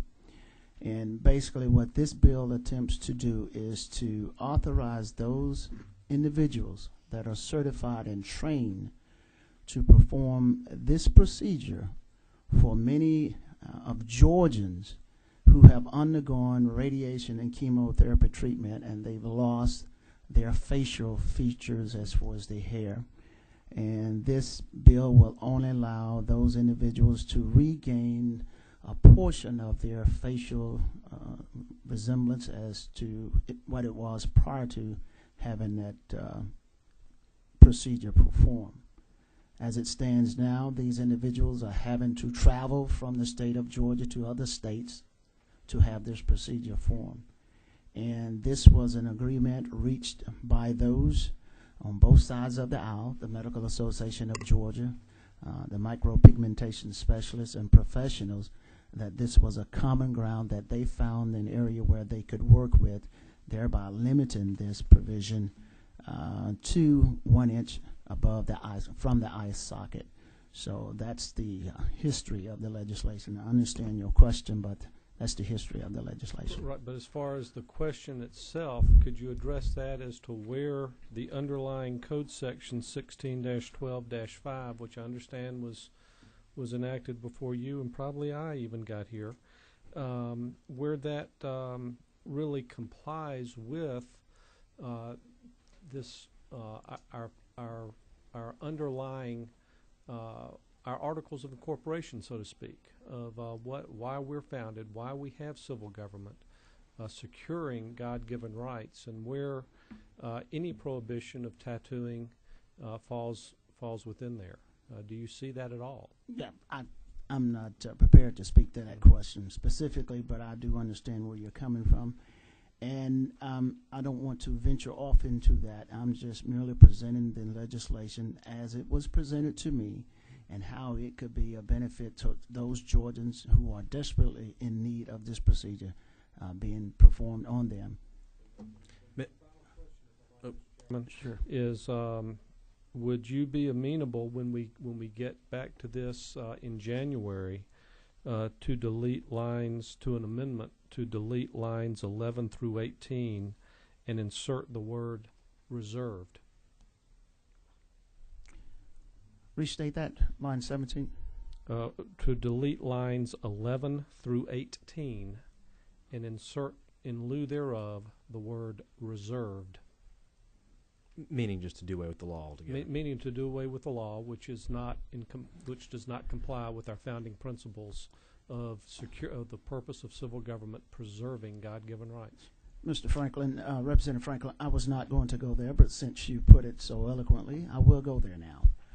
As you are very well aware, when this bill was first introduced by myself and brought before this committee, that was the whole intent, was to repeal the entire code section. However, there were those on the opposing side felt that that would open up issues that the state of Georgia was not ready to address from a safety aspect. So what you have before you today is a compromise for those who wanted some avenue by which they could legally perform this service, but yet not open it up to everyone, because I can see the concerns on both sides as far as having everyone perform this procedure versus those who are medically and certifiably trained to perform this procedure. On Ms. those Abdul-Salam. Thank you so much, Representative Elverson. Just if you are able to say, do you know what problem the Senate had with this after it got through committee and got through the House? Do you know why the Senate had problems with it? And has that been addressed? Representative Abdul-Salam, thank you so much for that question. I do not know. I tried to the best of my ability to determine why it was not picked up on the Senate calendar. I was given various reasons for not being picked up, but I'm not the one to place blame. I like to move forward, and as to for why it didn't get picked up. I was just curious if that had been fixed. Okay. No, it was nothing wrong with the legislation itself. To answer your question more pointedly, there were some internal things going on there, and I felt victim to that. And the provision that's included in Section B, by it being a physician or technician under supervision of a physician, would ensure safety and health, protect the health of the person that's actually receiving the service. You're exactly that's correct, the reason you're and doing that's that? why it was the language was written the way it currently is. Okay, thank you so much. For the safety of the patient as well as the protection of the individuals performing the procedure. Thank you, Mr. Everson. I don't see any further questions. Ms. Hodges, you would ask to be heard on House Bill 180. Hello, Jenny. Yeah. Yeah, I think Ms. Hodges had said that in her initial testimony on 522. There are initials there. Could you Georgia restate? HLA. Technically, when I filed for my lobby badge, I lobby on behalf of myself and the Life and Liberty of Georgia.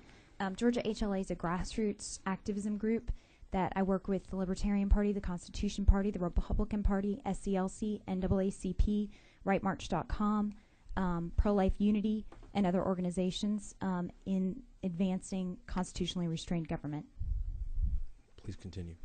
Okay, I wanted to thank Representative Everson, and I am enthusiastically in support of replacing lines 11 through 18 with the word reserved, because it is not the duty of civil government to decide what offenses are against the public health and morals of the public. And certainly if I want to hire my neighbor to tattoo eyebrows on, that should be my prerogative. Thank you. Thank you, Ms. Hodges. That's going to conclude consideration of House Bill 180. Let's jump right into 142. Since Mr. Everson is now completely comfortable. And thank you, Mr. Chairman. Once again, speaking to House Bill 142, which came before this committee as well, for new members on this committee, better known as the Billy Falk Seatbelt Act. And let me briefly cover some changes that have been made, and this is a work in progress here. As you have before you, let me just make sure we are operating from 210077, yes, right? Okay. Yes, Mr. Chairman. We're operating from LC 210077, House Bill 142, if you have that before you. And the intent of the legislation briefly is to encourage our teenagers to buckle up. Currently, the law stands now. Anyone cited without having their seatbelts on the first offense, that individual will receive a $25 fine. Beyond that, there are no further penalties for that individual. As you all are very well aware, across the state of Georgia, we are losing an exorbitant amount of our teenagers in terrible automobile accidents. However, we cannot be there with them every step of the way. I do think there are some things that we can do legislatively to encourage them to buckle up. As I have crisscrossed my district and spoken to various members across the state in regards to the number of teenage fatalities involved in automobile accidents, all the law enforcement people that I've spoken to are in agreement that though many of those who lost their lives in automobile accidents, a good percentage of them were not buckled up, and the law enforcement officials, as well as the medical individuals involved, state that a good percentage of them could have possibly survived if they'd had their seat belts on. And we have the Governor's Office of Highway Safety here to support this bill, as well as DDS. Now to the legislation itself. In speaking with DDS this morning and lead counsel, Ms. Travis, Jill Travis here, you have before you, we're going to delete Section 2 altogether and rename Section 3, 4, and 5.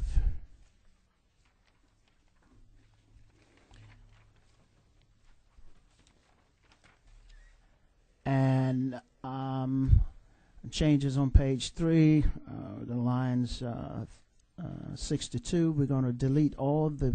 All right, let me make sure I'm clear here. So you propose, and what would be a substitute going forward? Yes. To delete Section 2 altogether? Yes. And I'm going to clarify some things here shortly, Mr. Chairman. All right. We're going to delete all the places where the word fine is used, and we're going to replace that with a point system only.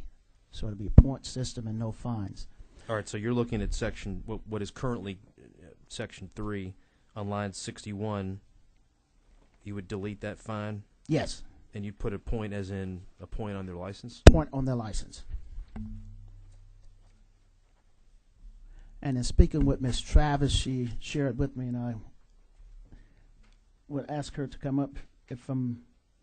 So you're thinking 1 point, 2 points, 3 points? 4 points until they get to 4 points, and then that individual's license will be suspended under the normal code as it is now. Okay. I'm sorry, I just wanted to make sure that we got Right. cleared on what ultimately would be the proposal. Okay. If you're going to add points, Yep. The proper code section for points is 40-5-57. Yep. And so you wouldn't want to add points here Right. on line 61 through. Right. Yep. And speaking with you, Ms. Travis, you said it would be best to amend the code to include those points that are already in the code section, correct? We'd amend 40-5-57. Yes. And there'd be a line in there that would say violation of, wearing a safety belt, first violation, 1 point, second violation. So essentially the proposal that you would want to put forward, going forward, it eliminates the suspensions, the proposed suspensions altogether. Upon and the then accumulation of points. Right, and as for the fines would be deleted, but the penalty provision on it would be 1 point for the first. Yes. And so on until the 4. Okay. Is everybody clear on that, what the clarified proposal would be going forward? Okay. Mr. Hatfield. Representative Everson, we probably had some discussions before over the seatbelt laws, and I'm probably aware of my position, but I do want to ask this question. Sure. Under the proposal that you're making here, would teenagers or those between 15 and 18 be treated differently from people who are above the age of 18? Yes. Who are not wearing seatbelts? Yes. Okay. As you know, Representative Hatfield, the law currently states now teenagers 15 to 18 must wear seatbelts regardless of what type of vehicle they're riding in. Once that individual becomes 18, that individual does not, as by law, have to have seatbelts on in pickup trucks. Is there any sort of data or anything that you have acquired or been provided that would suggest that somebody who's 15 to 18 is more susceptible of injury if they're not wearing a seatbelt or some safety device than older people are? Just given to me by the governor's office, highway safety, right there. Yes, as you know, at that age, 15 to 18, their cognitive skills and there are many risk factors involved with teenagers operating vehicles, especially when one or more individuals are in that vehicle, and they're more likely to be distracted by someone in that vehicle. Okay. I'm not sure. I don't think that this really addresses the question I asked. Maybe I'm wrong. But the question I'm asking is, are people who are a younger age, 15 to 18, are they more susceptible to be injured because they're not wearing a belt than, say, somebody who's 21 or 25 or 40 or whatever? I don't have any data on that, but they're more susceptible to not having their seatbelts on. Because and I think the answer to my question is there's not any data to show that somebody who's 15 to 18 is more susceptible of being injured because of not wearing a seatbelt. This bill is really about developing the right pro-government mindset. Is that correct? That's absolutely correct. That's correct. Thank you. Well, That's all my questions. I mean, it's behavioral. It's behavioral. I mean, this. I mean, this legislation goes to behavior modification. Yes. Okay. I mean, it is what it is. Mr. Bearden, you look like you were. Me? Yeah. All right. Okay. Any other questions for Representative Everson? Well, then you're out of luck, Mr. Dallas. No, let me call on Jennifer Ammons, who did sign up, and then Mr. Dallas, you're more than welcome. You know that. Service. I'm just here to answer any questions, if any of the members have any, with regard to the mechanisms by which DDS would implement the bill in whatever form it eventually. That is relevant. If something like that goes through, it's a, and we've talked about this before, it's, you know, one thing to be words on paper. Implementation is a completely different animal. And so I appreciate your making that offer. Are there any questions on that? And we may get back to that as if we consider a substitute going forward in January about the operational functionality of this type of bill. Mr. Beard. Yes, sir. Just real quick, under this bill there'd be 1 point assessed. Now that it's nowhere else in the law, is it, for someone over 18? If they're not having a seatbelt, there'd be any points assessed. That's correct. If you're there are no points at this point for not wearing your seatbelt. There are points for not securing a child. Oh, yes. But no points for not wearing your own seatbelt. Okay. I believe child now is what, 5 and under? Yes. 6. Okay. Okay. Thank you, ma'am. Any further questions for Mr. Everson or Ms. Ammons? Is it Ammons or Ammons? Ammons. Ammons. Thank you. I'll defer to Mr. Dallas. Thank you both. Bob Dallas is the Director of the Governor's Office of Highway Safety. If I may distribute this to the rest of the committee members. I apologize for riding the meeting. Thank you, Mr. Chairman, members of the committee. I'm Bob Dallas, Director of the Georgia Governor's Office of Highway Safety. And yes, it is a responsibility of the government to protect the health, safety, and welfare of its citizens. And I don't believe in the free market when it comes to everybody driving as they choose on the roadway. Having said that, the question of children, the chart really shows that the child, I say child, but the 15 to 18-year range is overrepresented in crash deaths within the state. And what we find is there are a number of factors associated with it, one of which is a lower utilization rate of the safety belt versus the general population. And while we may wish that children wouldn't get into crashes, they do, and they do so at a higher rate than the rest of us adults. Why? Well, they're new drivers. They're learning how to drive. Number two, they take risks that the average adult would not take. Those two factors do combine to increase the number of crashes. The safety belt is your last defense to a crash. We may argue the fact that it doesn't prevent a crash. You're right. However, it prevents injury, and that's why I'm here. And what the proposed legislation does is clearly indicate to kids that there's a consequence of not wearing that safety belt. And by putting a point on it, it fits exactly within the Teen Adult Driver Responsibility Act, which the state does have. It's a very comprehensive approach to graduated licensing, which has been shown both epidemiologically as well as through all of our studies to be one of the best practices as it relates to preventing teen crash deaths on our roadway. And you know, I'd be glad to answer any specific questions about this or in general regarding teen driver or elderly. I mentioned elderly only in that to address Representative Bearden's question on elderly drivers, or was it Representative Hatfield? I forgot who asked it, but on drivers in general. It's when you get older, typically the 65, 70, that your frailty of the body really starts to have a big impact. And on the very young kids, their brain has more movement inside of the skull and things of that nature, which impact them.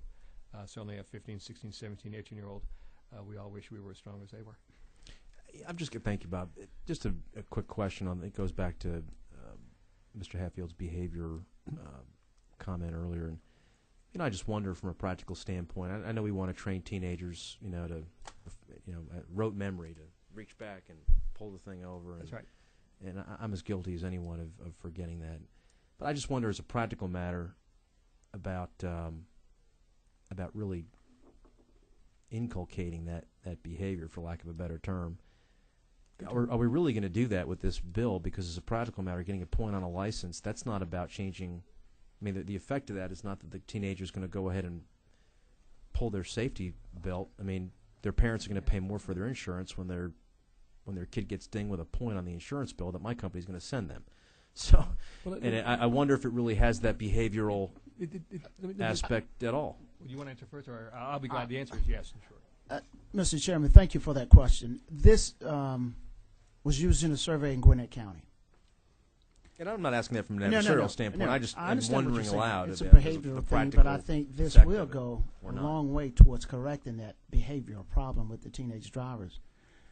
When this question was posed to the teenagers out in Gwinnett, a random survey, and a good response back from the survey, The number one thing they said that would cause them to buckle up, points, and lose the loss of their driver's license. Simple. Points. They said if you fix a point to every time I was cited for not having my seatbelt on, that got their attention more than anything else. Because with the loss of driving privileges for those teenagers, it's significant to them. And it is a behavioral problem, but I think this is an avenue by which I think that we can do a little bit more to impress upon them the importance of buckling up. And a lot of people saying, well, this is intrusive. Some parents were saying, well, I don't want to be inconvenienced if my child loses his or her driving permit and inconvenience me, and I'm going to have to take them from point A to point B. And my response to that is, I'd much rather inconvenience you as a parent to transport that child who is alive than for you to follow behind a hearse with that child being dead simply because they didn't buckle up. And you be inconvenienced for a lifetime. Because once that child is dead, they're not coming back. I mean, if that's the case, why not go ahead and have the suspension right away as opposed to going to the 1 point, 2 point, 3 points, because that's just a tax increase on their parents that my company's not going to pay, the consumer's going to pay. That's just Mr. Chairman, you've been down here longer than I have, and under the original proposed legislation, that's what it was. Mm-hmm. But when it got to House Rules Committee, I couldn't get it out simply because of that. I hear you, Mr. Sessom. Thank you, Mr. Chairman. Mr. Dallas, appreciate you coming today. Thank you, sir. Is it the recommendation or the opinion of the Governor's Office of Highway Safety that that it should be the policy of the state that a point ought to be assessed not just for teen drivers but for all drivers? No. So it's not a policy or directive of the department to make that state law for everybody? Yes, sir. Okay. And again, I was attracted in Miss Ammon's comment that it's not 1 point yet, but that there may be a move afoot to do that. I just wanted for the record to see if I know of no move afoot, and I've been involved with this since 1990. Okay. One last question for you. Getting kind of back to Chairman Golick's question of compliance, yes, sir. Do we have data that suggests that a 1 point that levying a point against a person in essence on their license versus the small fee that's paid for not having a belt influences behavior? Are there other studies, whether it's in the context of safety belts or in other contexts, that would suggest this is going to change behavior in a significant way? Specifically, the answer is no. The other studies that we have in talking about the question of raising fines or raising points, I don't have anything that I would sit here and tell you one's definitive one way or the other. It's come up in many other areas, and that discussion has run the gamut from, jack it up to $500 or, make it 6 points to essentially suspend one's license. My personal perspective is that by observing with respect to the existing Teen Adult Driver Responsibility Act, which has been shown to save lives in Georgia, that if we develop something that was consistent with that, one, it would be administratively straightforward to process. Number two, it would be extremely well understood by the children. And because they know that law better than you do, I can assure you, because they suffer the consequence when they fail to follow it. And right now, when there is no consequence other than a relatively small fine for buckling up, then there's more likelihood of not following it. I think by having the single point and the first instance, it doesn't, I don't think in most instances for insurance, and Mr. Chairman, you know better than I, 1 point, does that raise your rates or not? Okay, 1 point alone? Okay, well then, there's a consequence on that back end. But this is a deterrent. I mean, the design here is to make it clear and known to all the teens, which they will, know that the point exists if you don't wear your safety belt, so do it. Thank you, Mr. Chairman. Representative Everson, I know on the this handout that was given to us, it looks like the number of 18 to 21-year-olds who are killed is 281, at least in the year 2007. There were 281 fatalities in that age group on the highway. And if I understand the purpose of your bill is to try to reduce that number by this mandating of seatbelt use. Would that be a fair statement? Do you know how many, while we've got 281 fatalities on our highways, do you know how many of Georgia's children died in the same year, 2007, or any year, by vacuum aspiration? No, I do not. Thank you. If I may attempt to answer that. I do not know the number that have died by vacuum aspiration. I will tell you that for each single age group from age 1 through 38 in Georgia, that's age 1, 2, 3, pick one, that crashes are the number one cause of death. If you look at all causes of death in Georgia, and that includes everything in terms of the number of years of life lost, crashes is number one. And that includes heart attacks, aneurysms, you pick it. And if I could just comment on that, you used the phrase mandatory seatbelts. It's already the law. Thank you. Any other questions for Mr. Everson or Mr. Dallas? Or seeing none, thank you, gentlemen. Yep, Mr. Sessler. I'll try to make it quick. I'm just trying to, and Mr. Dallas, I want to understand the data here, because I do believe data speaks to us on things like this. It doesn't tell all, but it does tell us some things. I'm trying to track the in the upper left-hand column of the data sheet you provided to us. Yes, sir. 2007 Georgia motor vehicle events. I see persons involved in crashes, 16%. 16% of the people involved in crashes were between the ages of 15 and 21. Yes, sir. 17% of the fatalities were between the ages of 15 and 21. Yes. Is it a correct reading of the data to suggest that if the people in crashes were 16% and the fatalities were 16%, that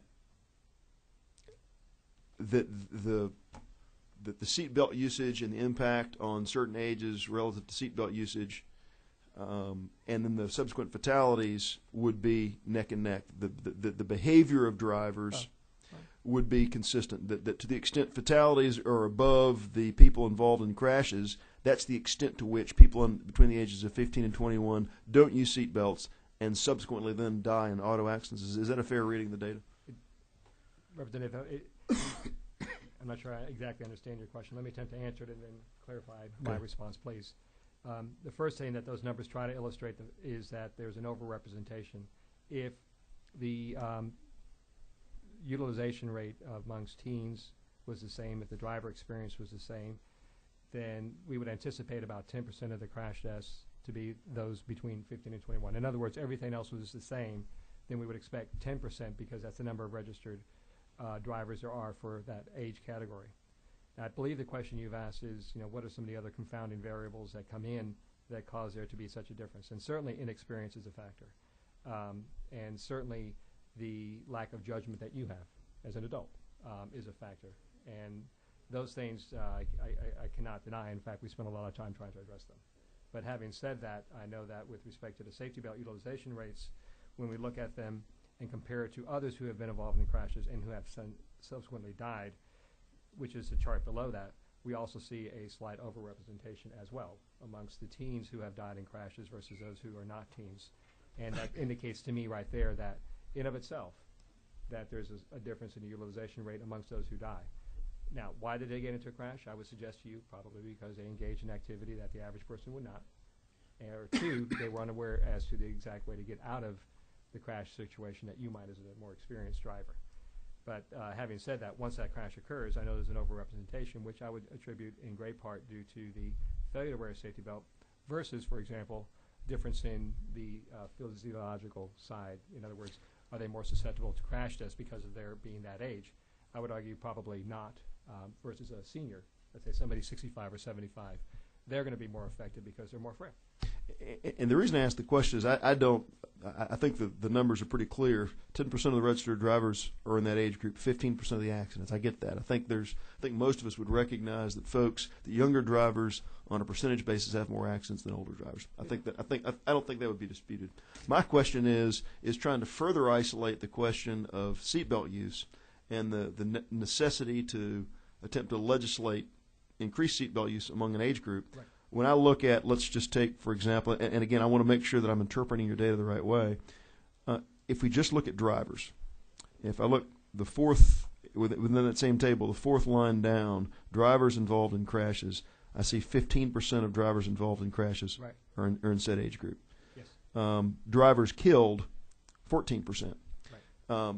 It seems, as I read the data, that given that young people involved in accidents more frequently, that's not in dispute, but given those accidents, if you're really trying to understand seatbelt use, and I would certainly buy that seatbelt use does tie to safety and your ability to live through an accident. I don't think anyone disputes that.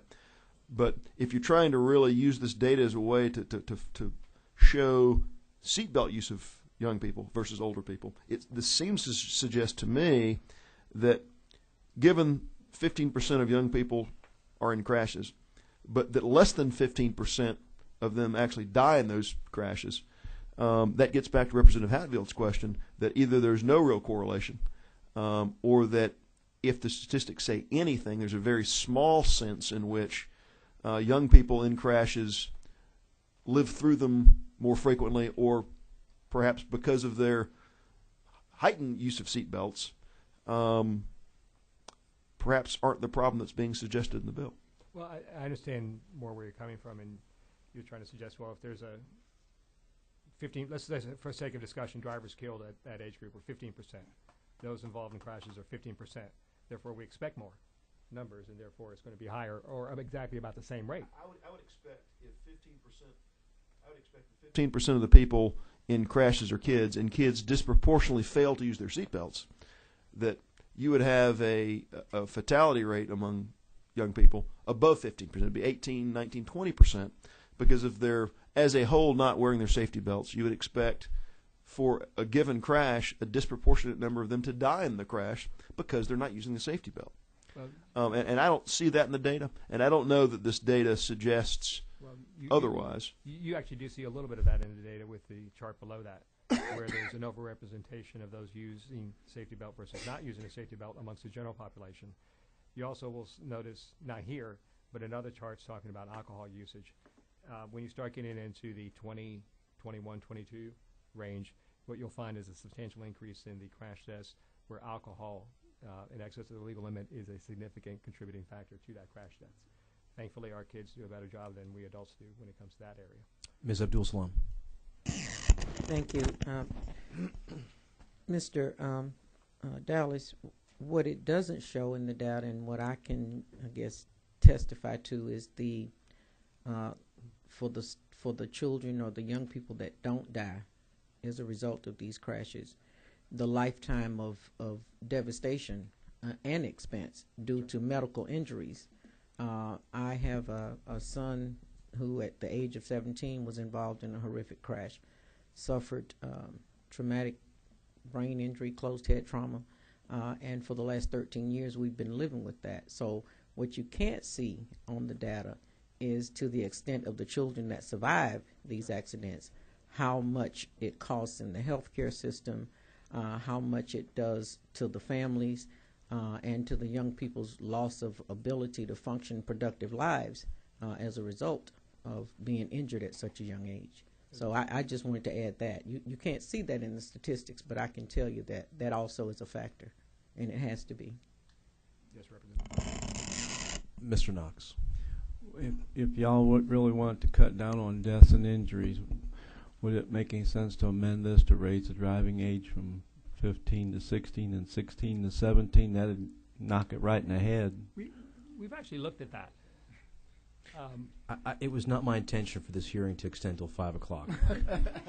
Oh, he asked me a question. I'm hoping that Mr. Knox's question was more rhetorical. I'll consider it rhetorical, Mr. Chairman. I can make my answer Thank you, my rhetorical. friend. Thank you, my friend. We maintain the balance. Thank you. I'm sorry. Did you have a follow up at all, Mr. Knox? No. Okay. Thank you, gentlemen. Thank you. You're welcome. Ms. Hodges, you wanted to be heard on House Bill 142.